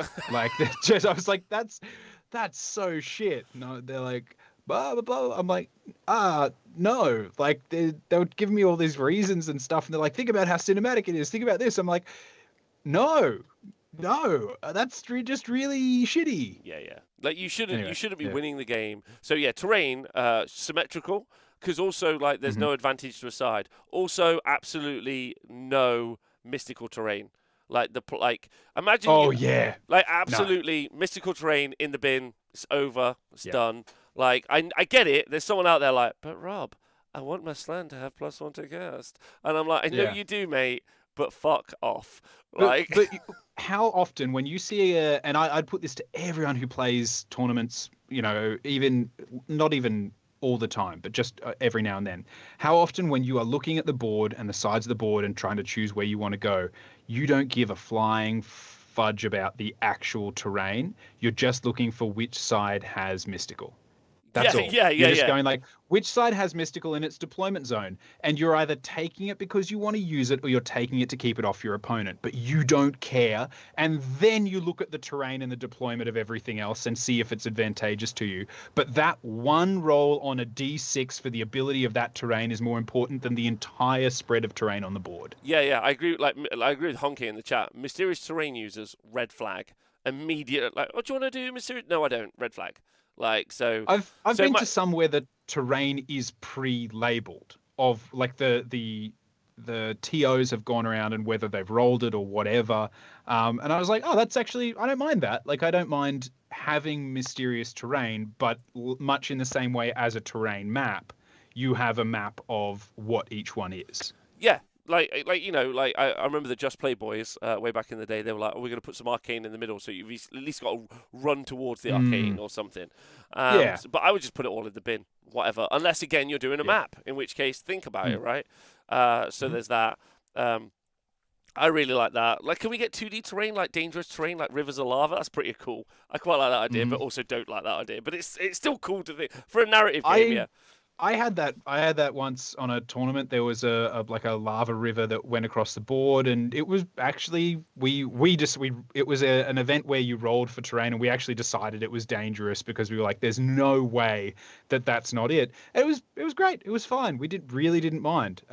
This was back when dangerous terrain killed things on a roll of a 1, and 2 brutes waded in very confidently and then disappeared under the lava flows, and it was hilarious to my dwarves standing there holding the other side.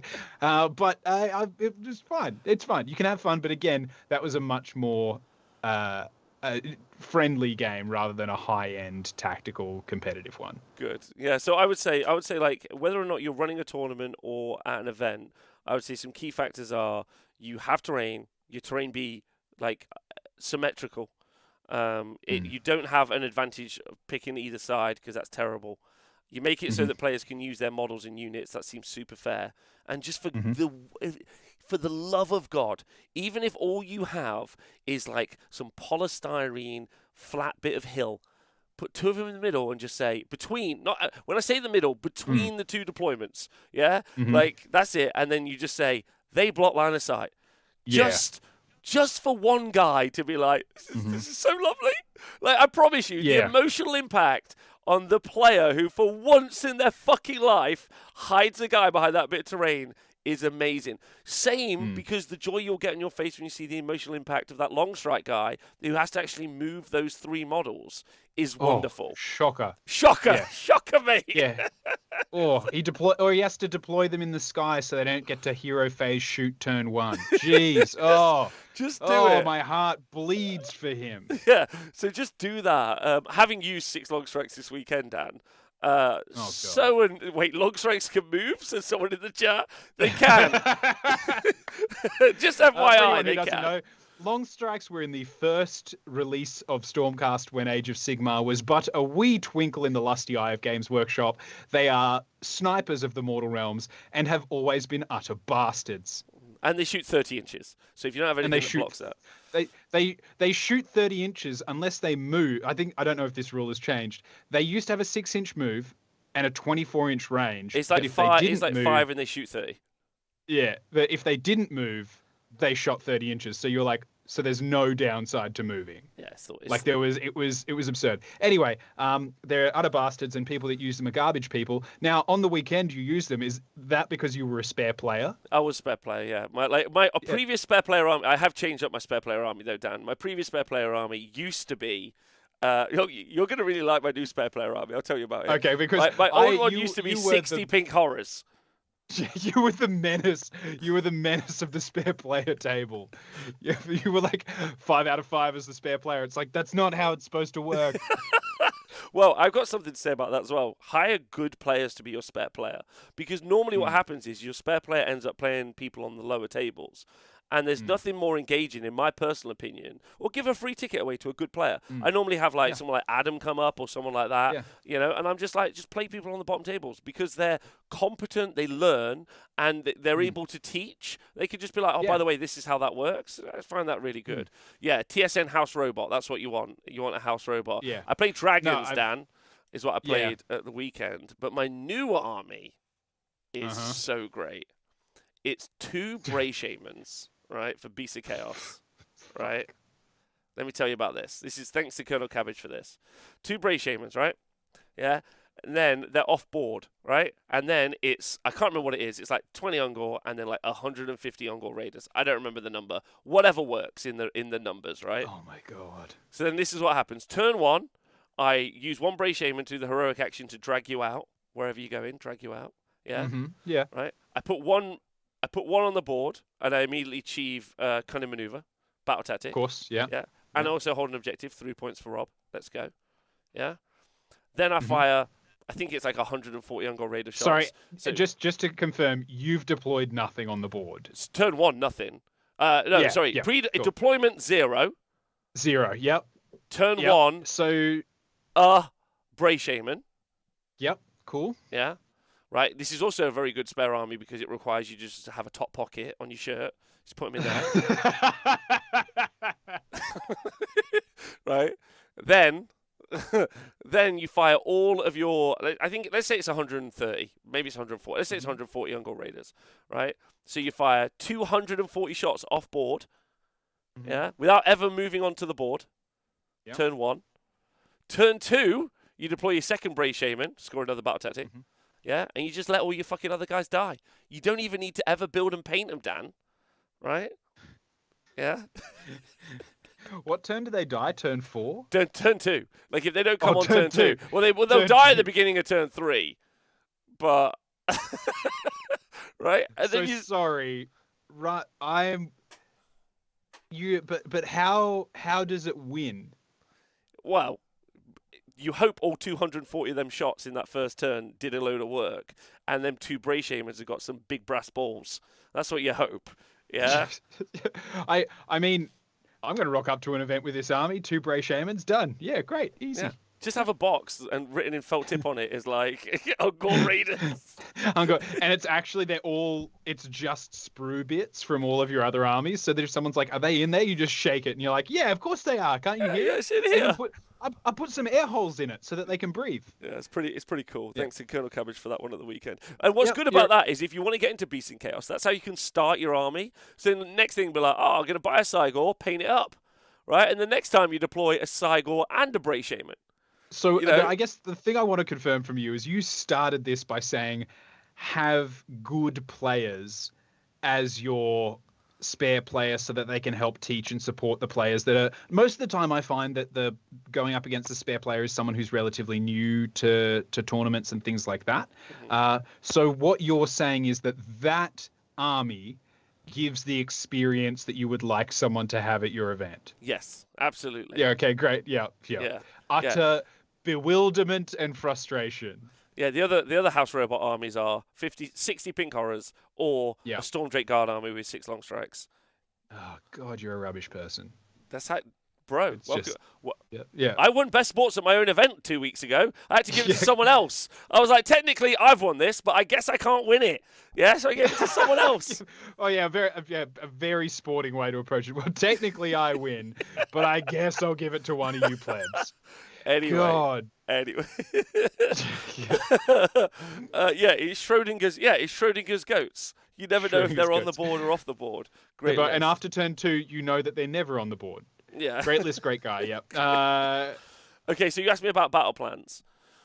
There are some really There are some really great battle plans. Really great battle plans. I say Prize of Galette and Jaws of Galette should probably go in every single battle plan, because what's really cool about those is when you go second in a turn, you get to activate an objective, and also you get to delete an objective. Now, it can really swing the game if you go second in a turn. Like you should almost on Prize of Galette, you always go second on turn 2.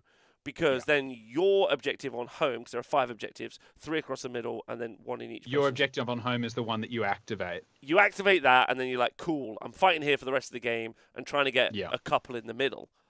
So like that's an obvious I would say the only thing is if you're playing. I guess I was going to say if you're playing something that goes forward and hits like orcs or something like that, maybe you want to choose a different one so that you don't have to worry about sitting back, but you're so fast that you don't need to worry about it. Yeah, you got some real options. Yeah, you're absolutely right. So I like those battle plans. I think they're good. I think you obviously never ever play twists and turns at your event. What do you mean? What do you mean? Unless you play a tournament of all twists and turns battle plan 5 rounds. Every round, twists and turns. Do you want to go through it for folks that? Oh my god! I actually think most people have just heard that twists and turns is about as fun as a dry colonoscopy, but I don't think many people have actually played it or read it. So I'm just thinking it might be a good one to explain why it triggered so many people at your event when you made people play it in the 5th final penultimate round. Well, so we played it in the very first tournament where we played all 5 Galletian Champion missions. And then I was actively going to each table, like, tell me about the mission. Tell me how you feel about it. What are your thoughts? What are your feelings? And everyone was like, Rob, this is just stupid. It's a stupid mission. And I'll talk about why in a minute. It's stupid. And then I was like, yeah, obviously I won't put it in the next plan. And someone was like, unless you did it round 5. And I was like, oh, we got to do that now. You were like, don't threaten me with a good time. Like, here, I want to see some tears. Rob is actually sustained and kept beautiful and young by the tears of salty wargamers. So that's why you were doing it, to get all of those lovely little electrolytes, right? Well, it was just for fun, but like we won't do it again. Oh yeah. So this is how it works, and legitimately watching people work it out, it's a trash fire. Like, but worth kind of doing it because it's so funny. I don't know. Like, I think this is a legitimately fun battle plan for playing casually. Legitimately. So there are 5 objectives, and it's on the screen, but for podcast people, it starts in one corner, and then it goes across the board with obviously one in the middle, a diagonal. So there are 5 across the diagonal. And the way it works is this. Okay. At the end of each player's turn, Dan, you and me are playing. At the end of each player's turn, after any victory points have been scored, the player whose turn is taking place, so let's say it's yours, Dan, must roll a dice for each active objective that they control. Okay, so all 5 start as active. Dan sits on 2 of them. He controls them. They're active. It's the end of his turn, so he rolls the dice for the ones he controls. On a 4+, they stay active. If they've got a Galletian Champion, you add 1 if there's a champion. Yeah. And then the second one is so that's a 3+ if you got a Galletian Champion. But on a 1 to 2, they just don't go. They don't stay active. Now they do remain there, so you can control them, but you can't score any points off them. You could also use the Realm spell and blow it up and do mortal wounds around it. So it's still there. It's just not active. Right, so that's the first part of what happens. So every time one of us finishes a turn, anytime we control an objective, you roll a dice, right? Yeah. And then on a 1 to 3 or a 1 or 2, it is no longer an active scoreable objective. Yes. And then at the start of each player's hero phase, the player whose turn is taking place rolls a dice for each inactive objective.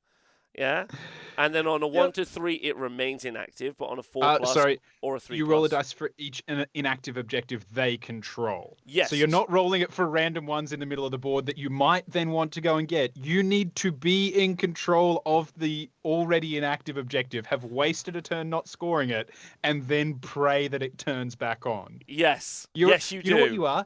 The thing I really like about this is every Galletian champion is basically a moth hoping the light turns back, the neon that they've gotten trapped in turns back on. You know, when they get up under the bowl and they're like, oh, God, I hope this comes back on before I die. That's effectively every Galletian champion. The scores that people were turning in for this were wild. They were like 30-4. And I was like, what happened? The guy was like, none of mine turned on! It obviously adds a huge layer of bookkeeping to the game, which is ludicrous. Yeah, I was walking around listening to people play, and I was like, absolutely certain that they are not playing that correctly. Like when they were explaining it to each other at the start, I was like, hey guys, can you just tell me how you think the battle plan works so I can just make sure you've got it? And they were like, it does this and this, and I would listen to them. I'm like, that is not right, but you carry on. Like you crack on, lads. That's close enough. You do you. Yeah. That's right. So anyway, this is. I wouldn't ever play this at an actual professional tournament or a serious tournament, just because I feel like someone's going to lose their game, not because they're play, but because of the thing. And I put it in 2 tournaments now to find out if that was true. Obviously, that's one of those. I thought that when I read the GHB, seems fairly obvious, but we did it in the new GHB. Like we actually played it, and feedback is yes. There's a new lad called James with his Fire Slayers. He was like, I had a fucking great time.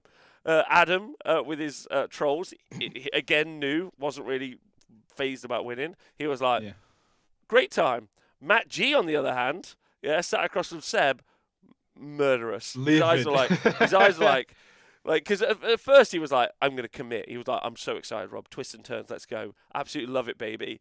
But turn 3, I was like, Matt, how you feeling? He's like, maybe not the best battle plan. Maybe I don't love it. Yeah. Well, I think you know what I would compare it to. Remember, for those who've been playing War Dollies for a little bit, I think it was the second General's Handbook ever released way back when, in the 2010s or whatever it was. There was the first battle plan where you could burn your opponent's objectives, or you could you could just burn any objective, I think. But you scored D3 victory points when you burnt an objective. And a lot of people had a problem with that one because the game was won or lost not on how well you played, but on the dice rolls for burning objectives. Because if you rolled 2 3s and your opponent rolled a bunch of 1s and 2s, they literally couldn't win against you. And I think this is the same one, is that too little is actually left up to the player, and it's more a random dice generator for who wins the game. Yeah, they also have one of those in this as well. They also have one of those in the current GHB, because they have, oh God, what's it called? Just remembering what it's called. It's called... I know the one you're talking about. Realm Stone Cachet. So how about Dan? I give you my keep it or bin it. Yeah, let's rock through them, and should we just go through the list? So because there's obviously the two. The 2d6, whatever. Yeah, I'll just go. I'll go through them. All right, Prize of Galette, keep. Put it in every pack. It's wicked. Play that. The Realm Stone Cachet, bin it, and then set it on fire, and then kick it into the sea. Yeah, it's very fun to play across the table for a fun game. It is not a great one for competitive. No, no, not at all. I wouldn't even say it's fun for. Oh, who knows? Like you're just running into the middle. You also have a very small deployment, so no, The throw only that away. the only thing I would remind everyone is that the General's Handbook is supposed to be the competitive book. So to have such brutally non-competitive battle plans seems a bit ridiculous. I agree. I agree with you. Battleline Drawn. This is the one where the territories are objectives instead. All I have to say is the realm spell exists, and we just move the fuck on. Yeah. It's Well, so it's not stupid. just the realm spell. There's the realm spell, and then there's abilities, multiple abilities where you can just basically burn a quarter of the board every turn. Don't do that. That's a no Mhm. from me, please, boss. Then you got the lurkers below. This has been number one, and legitimately, I do think that this is the worst thing. Someone's like, Mm. I played 40k the other week at a tournament, and the territories were hammer and anvil, so they were sideways Yeah. versus Dawn of War, which is lengthways, and they were like, okay, the deployment sideways. I was like, do you just want to play it long ways? And they were like, no, that's not what the mission says. I was like, but this is the worst. Yeah, So for that it's and that it's alone, it's bin. it's the worst if all your tables are connected, so you can't get around the the back end of it to play it long ways. Yeah, so I hate this. So it's a no from me. Lurkers below. But Also, okay, but also the win condition for it is also terrible that because was it's an what auto that was win. what I was going to say is like I actually do know a number of people who get shitty about it. I quite like the long ways missions. I really liked shifting objectives back in the day, but they were long ways missions with your objectives through the middle, which I quite kind of enjoyed. But this one is a bit different, yeah. Then we got in the presence of idols. This is legit. Like this Yeah, actually adds something. Where you pick idols, you get extra points. It's kind of fun. I really like it's this. great. Yeah. Yep. The Nidus Paths is, I think, fine. I think the teleport triggers people a little bit, but like ultimately, I don't really hate that. I think it's kind of fun. You get this cheeky little teleport, something like it actually does that thing it's meant to do. It adds a little bit Mm. to the mission. The only thing is, it's really difficult to work out the deployment, so I hate that. Yeah. Yeah. I Yeah, and I also the other thing I would just add is that whenever you're adding new rules and things like that, tournament games can already run quite long. We're talking about chess clocks and everything like that. This does add another level of complexity and time in dealing with the paths, but like you mentioned, most importantly, deployment.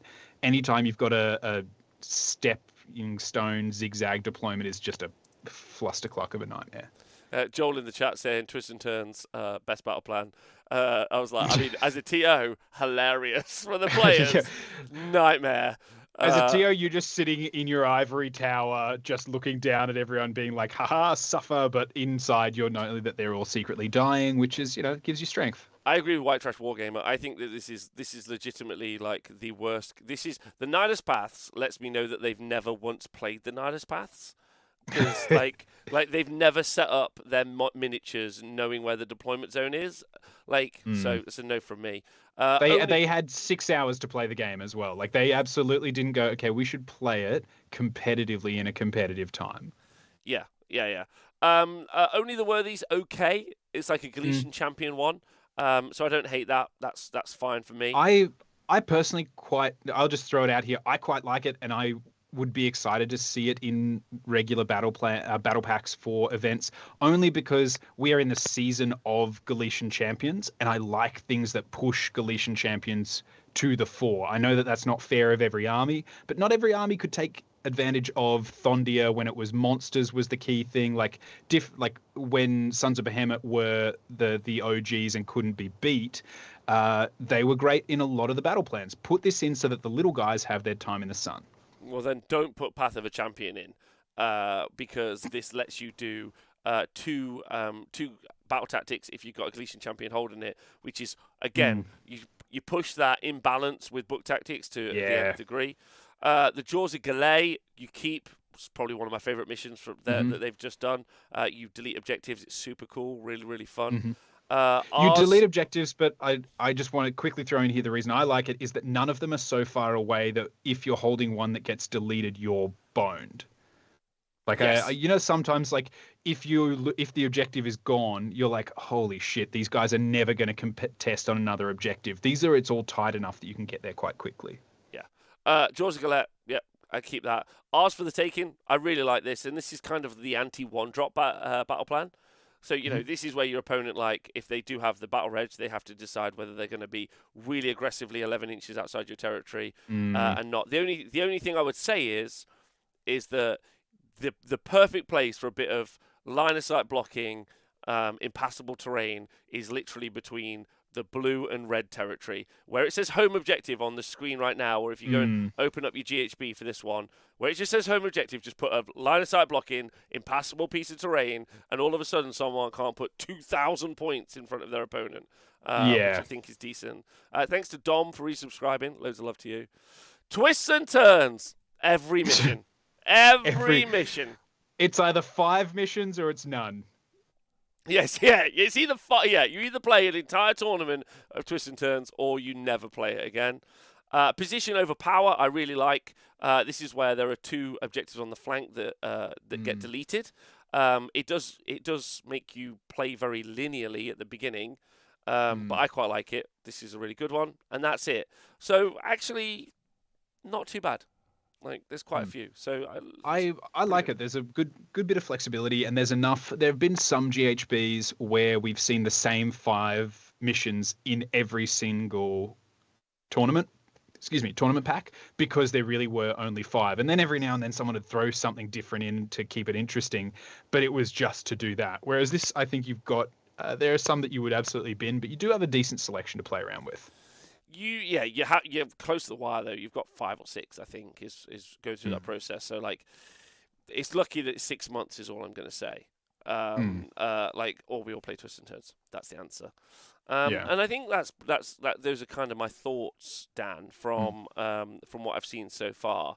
We're still early into the edition, but for creating a good gaming experience, I think making terrain be important, something I've talked about a lot, is really cool.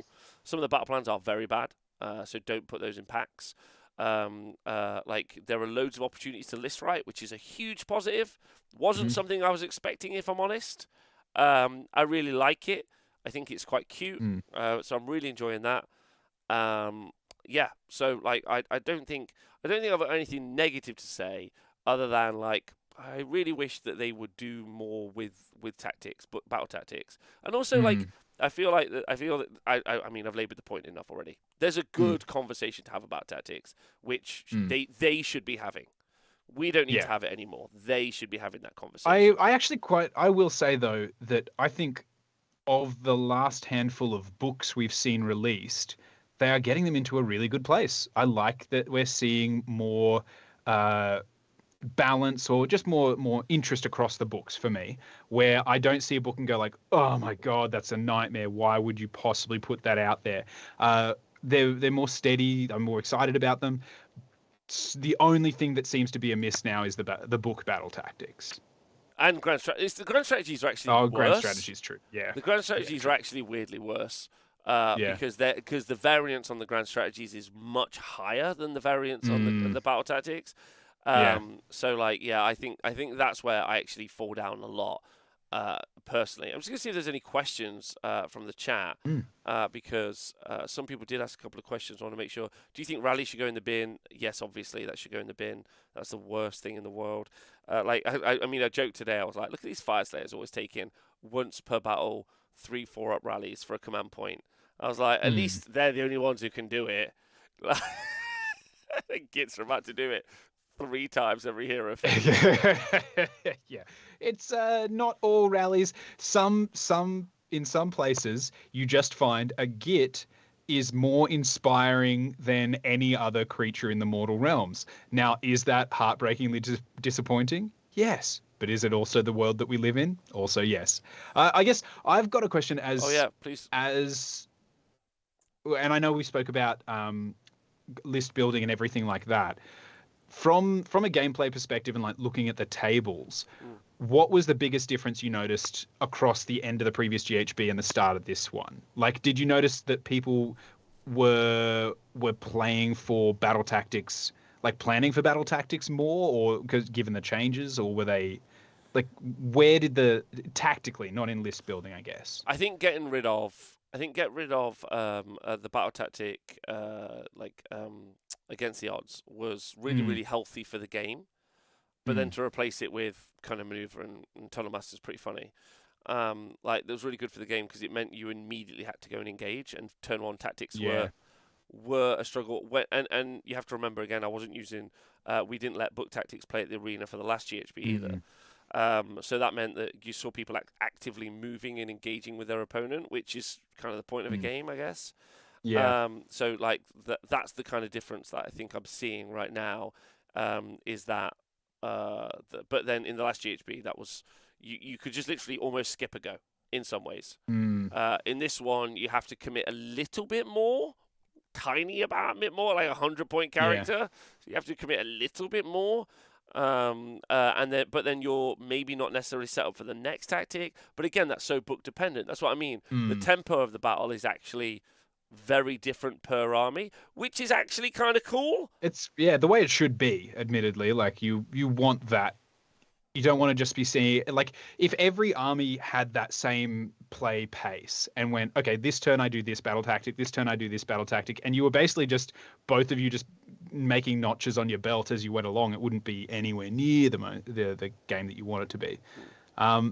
What about the players themselves and what they're bringing? Have you seen any armies coming out of the woodwork over the last couple of tournaments you've run? There's some tournaments I've ran, but also so Lumineth Castle's very common at the minute, which is fun. Which again, like something I've been banging on about for like 2 years. So that's why the first Army Masterclass was on the Lumineth Castle. But there's some really, really, really good trends. So we've got the Kragnos like Mortal Wound Hammer Ogre list, which is pretty funny. So like with Tyrants, so that's becoming really popular. Tree Lords are doing really well. So there's most importantly Oaken Brow. Sylvaneth that don't bracket. You're seeing in the UK, you're seeing some armies with what they call Gossamer Archers, which didn't expect to see them. No, but they play super well for a castle 2-up. You know you move forward. They're what old foxes used to do, but you can do it with a big screen. So you're seeing that a lot. A lot of Lumineth Castles, dear God, a lot. Which means you're seeing a reduction in Daughters of Cain, Marathi and the Bow Snakes, because they lose to that every time. Yeah. This is from a personal side of things. I can bust up a Lumineth Castle. I find Marathi and the Bow Snakes a really bad game experience. Like, I just don't enjoy it. I've played it maybe too many times though, against it rather, not it. I would never ever take Marathi. We're seeing lots of ogres, which is great. Varieties of ogres. New book really breathing life into them. We've started to see a lot of Slaves to Darkness as well, hitting the tabletops, but not dominate the tabletops so far, which is actually really healthy. I thought they were going to be a problem, but they've turned out to kind of level off, which is quite nice. So I've enjoyed seeing that. But again, I think the production matter on them. I still think I know it's going to sound silly, but I still think we're a month away. We're going to see Gits do well at the next couple of weeks of tournaments, I think. But then you won't really feel the impact of Gits until 6 months down the line. Gits are insidious. Where the Iron Blaster Noblar screen was very quick to the production meta for that was very short. I think that. And I, you know what? It's interesting. I just want to put it out there as well, because I've seen a couple of people who get shitty about the phrase production meta. Buggier. If there's a competitive element to a game and there is a process in getting that there, it takes that long. Just like in a video game, if you need to unlock certain weapons to be in the top tier, it takes a little while for people to unlock them, and then you see them everywhere. So you could all eat a big old slice of dicks. Well, especially if you love it. It's kind of interesting the production meta conversation, because you have people with advanced knowledge who already get them on the tabletop, and they're the people who generally tend to do well on top tables anyway, which mean they generally tend to permeate the media. Talking heads like me, etc. Then you have the people who are just like, cool, I want to build an army, but obviously I don't want to build a shit army. So off you go. And then you have people who already had armies, like Kieran, who played this weekend with a Spiderfang army. And he had like a little grot on Scuttleboss. So a Spiderfang grot boss on Scuttleboss who was smashed. He like just took Nagash off in a turn. It was just like, you're dead. I was like, what is happening? This tiny little... I had to put a foot up. Yeah. So there's some fun stuff. And again, we haven't felt the effect of Gits, Beasts, and we, as of yet, don't even know what KO is going to be. And let's just be super clear. Gits is absolutely busted.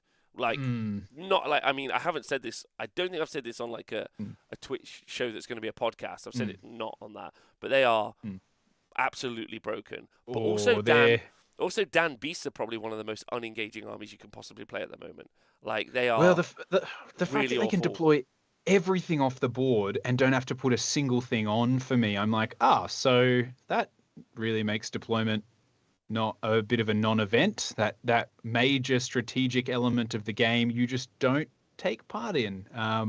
However, if let's say you're playing Stormcast and they put a bunch of stuff in the sky and they can string out along every board edge, you've got 2 turns to shoot yourself a hole. Otherwise, you can't get through it.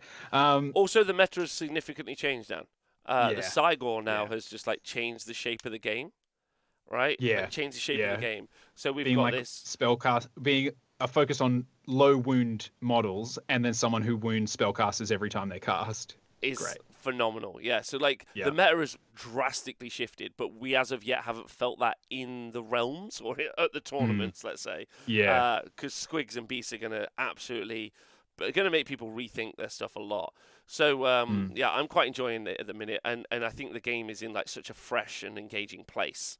So pretty excited. Like, I think overall, like, very positive. But there's just some hot tips and tricks. Like, I love the Command Entourage battalion now. I'm obsessed with trying to find the perfect Command Entourage like trick. It's just so good. Having one little dude.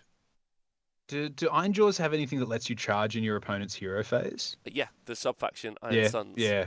There you go. So Iron Suns are going to love that. I knew that that was there somewhere. Personally, a big mega boss, and then a unit of brutes. Let's go, Dan. That's what we're talking about. Do it in your hero phase, baby. I'm personally excited for the more tribes. I'm painting up and doing up more tribes because for me, I don't have the battle line for it with the new book, the changes to unit sizes and things like that. But I think. More Tribes for me is a great example. It came out and Iron Guts was very clearly the winner. But I'm excited to see what else comes out of that book, given that More Tribes have access to arguably the best Galletian champions in the game. Yeah, maybe. I think it's going to be really interesting. It's really nice seeing these small wound characters as well become a little bit more prominent, scoring points. Knight Zephyros coming out of nowhere and becoming relevant is really fun to see. So super enjoying that. Okay. Well, again, if you're watching this back or listening to this back and you do have any more questions, again, I don't know everything, but these are my first impressions, I guess. You get first impressions reading the book and first impressions out on the tabletop, and then we've still got a new incarnate to come, Dan. So there's that to come out as well. So that's a lot because that's either going to be a poo or broken. It's gonna be busted because you're gonna see. Just like with the current incarnate, a massive groundswell of everyone taking it because it's the arms race. As Fallout Boy told us, it's not a scene. It is a goddamn arms race, and you need the incarnate to be it. And then it'll very quickly tail off after people figure out its weaknesses and how to deal with it. Yeah, I think it's going to be really interesting to see the meta evolve over the next few months, and I'm here for it. So I'm keen. Yeah, I'm keen too. Hello, Guy in the chat. Right, so Dan, thanks very much for going through that with me. I super appreciate it. Pleasure. And I hope everyone enjoyed the mad ramblings of someone who is potentially a bit of a terrorist on the tabletop. Which, just to be clear, is not me. I would just like to point it out there as a foreigner in a foreign country trying to get citizenship. I just don't want that word associated with me in any way. Please, no one call in anything like that. It's obviously the person who wants to take only 2 models to an event and never deploy the 140 other models in his army. That person is a maniacal genius, but also a bad guy. Yeah. Yeah, absolutely. Hello, guy in the chat. Yeah, like it's not me though. I'm good. I'm fine and safe. Right. It's fine. If you end up on the spare player table at an Honest Wargamer event and you see Rob across the table from you and he's grinning like he just, I don't know, stole a bunch of puppies, you know exactly what he's about to do. Yeah, every time. Right. So I hope everyone enjoyed the show. Dan, thanks very much. Chat and people of the world, loads and loads of love, and I hope you're safe and well. And if you do like the show, you can like and subscribe and support the show via Patreon and all those other means. It would mean a lot to me if you supported me on Patreon. Fucking hell. That would be great. So, yeah, thanks, everyone. Are there any AOS events in March in TS Arena? Yes, there are events. If you check the Honest Wargamer Eventbrite, we have events by tomorrow until the end of the year is what they're going to have. Yeah, I've put them up for all year. Well, I will have by tomorrow, not today. So there should be one a month at least. I was thinking of doing a saucy doubles, Dan. Saucy doubles. Ooh, doubles. I love a double. I love a doubles event. I personally, teams events are my favorite because I think there's nothing more exciting than when, yes, some people get super deep divey about like strong matchups or whatnot. Me, I just love doing it with a team and then being able to celebrate and commiserate as a group. Yeah. I think doubles is so cute, so great. Thanks, Dan, for tuning. Thanks, Dan, for being on the show and helping me loads. Thanks, everyone in the Always chat. and forever. Everyone, look after yourselves. See you soon. Goodbye.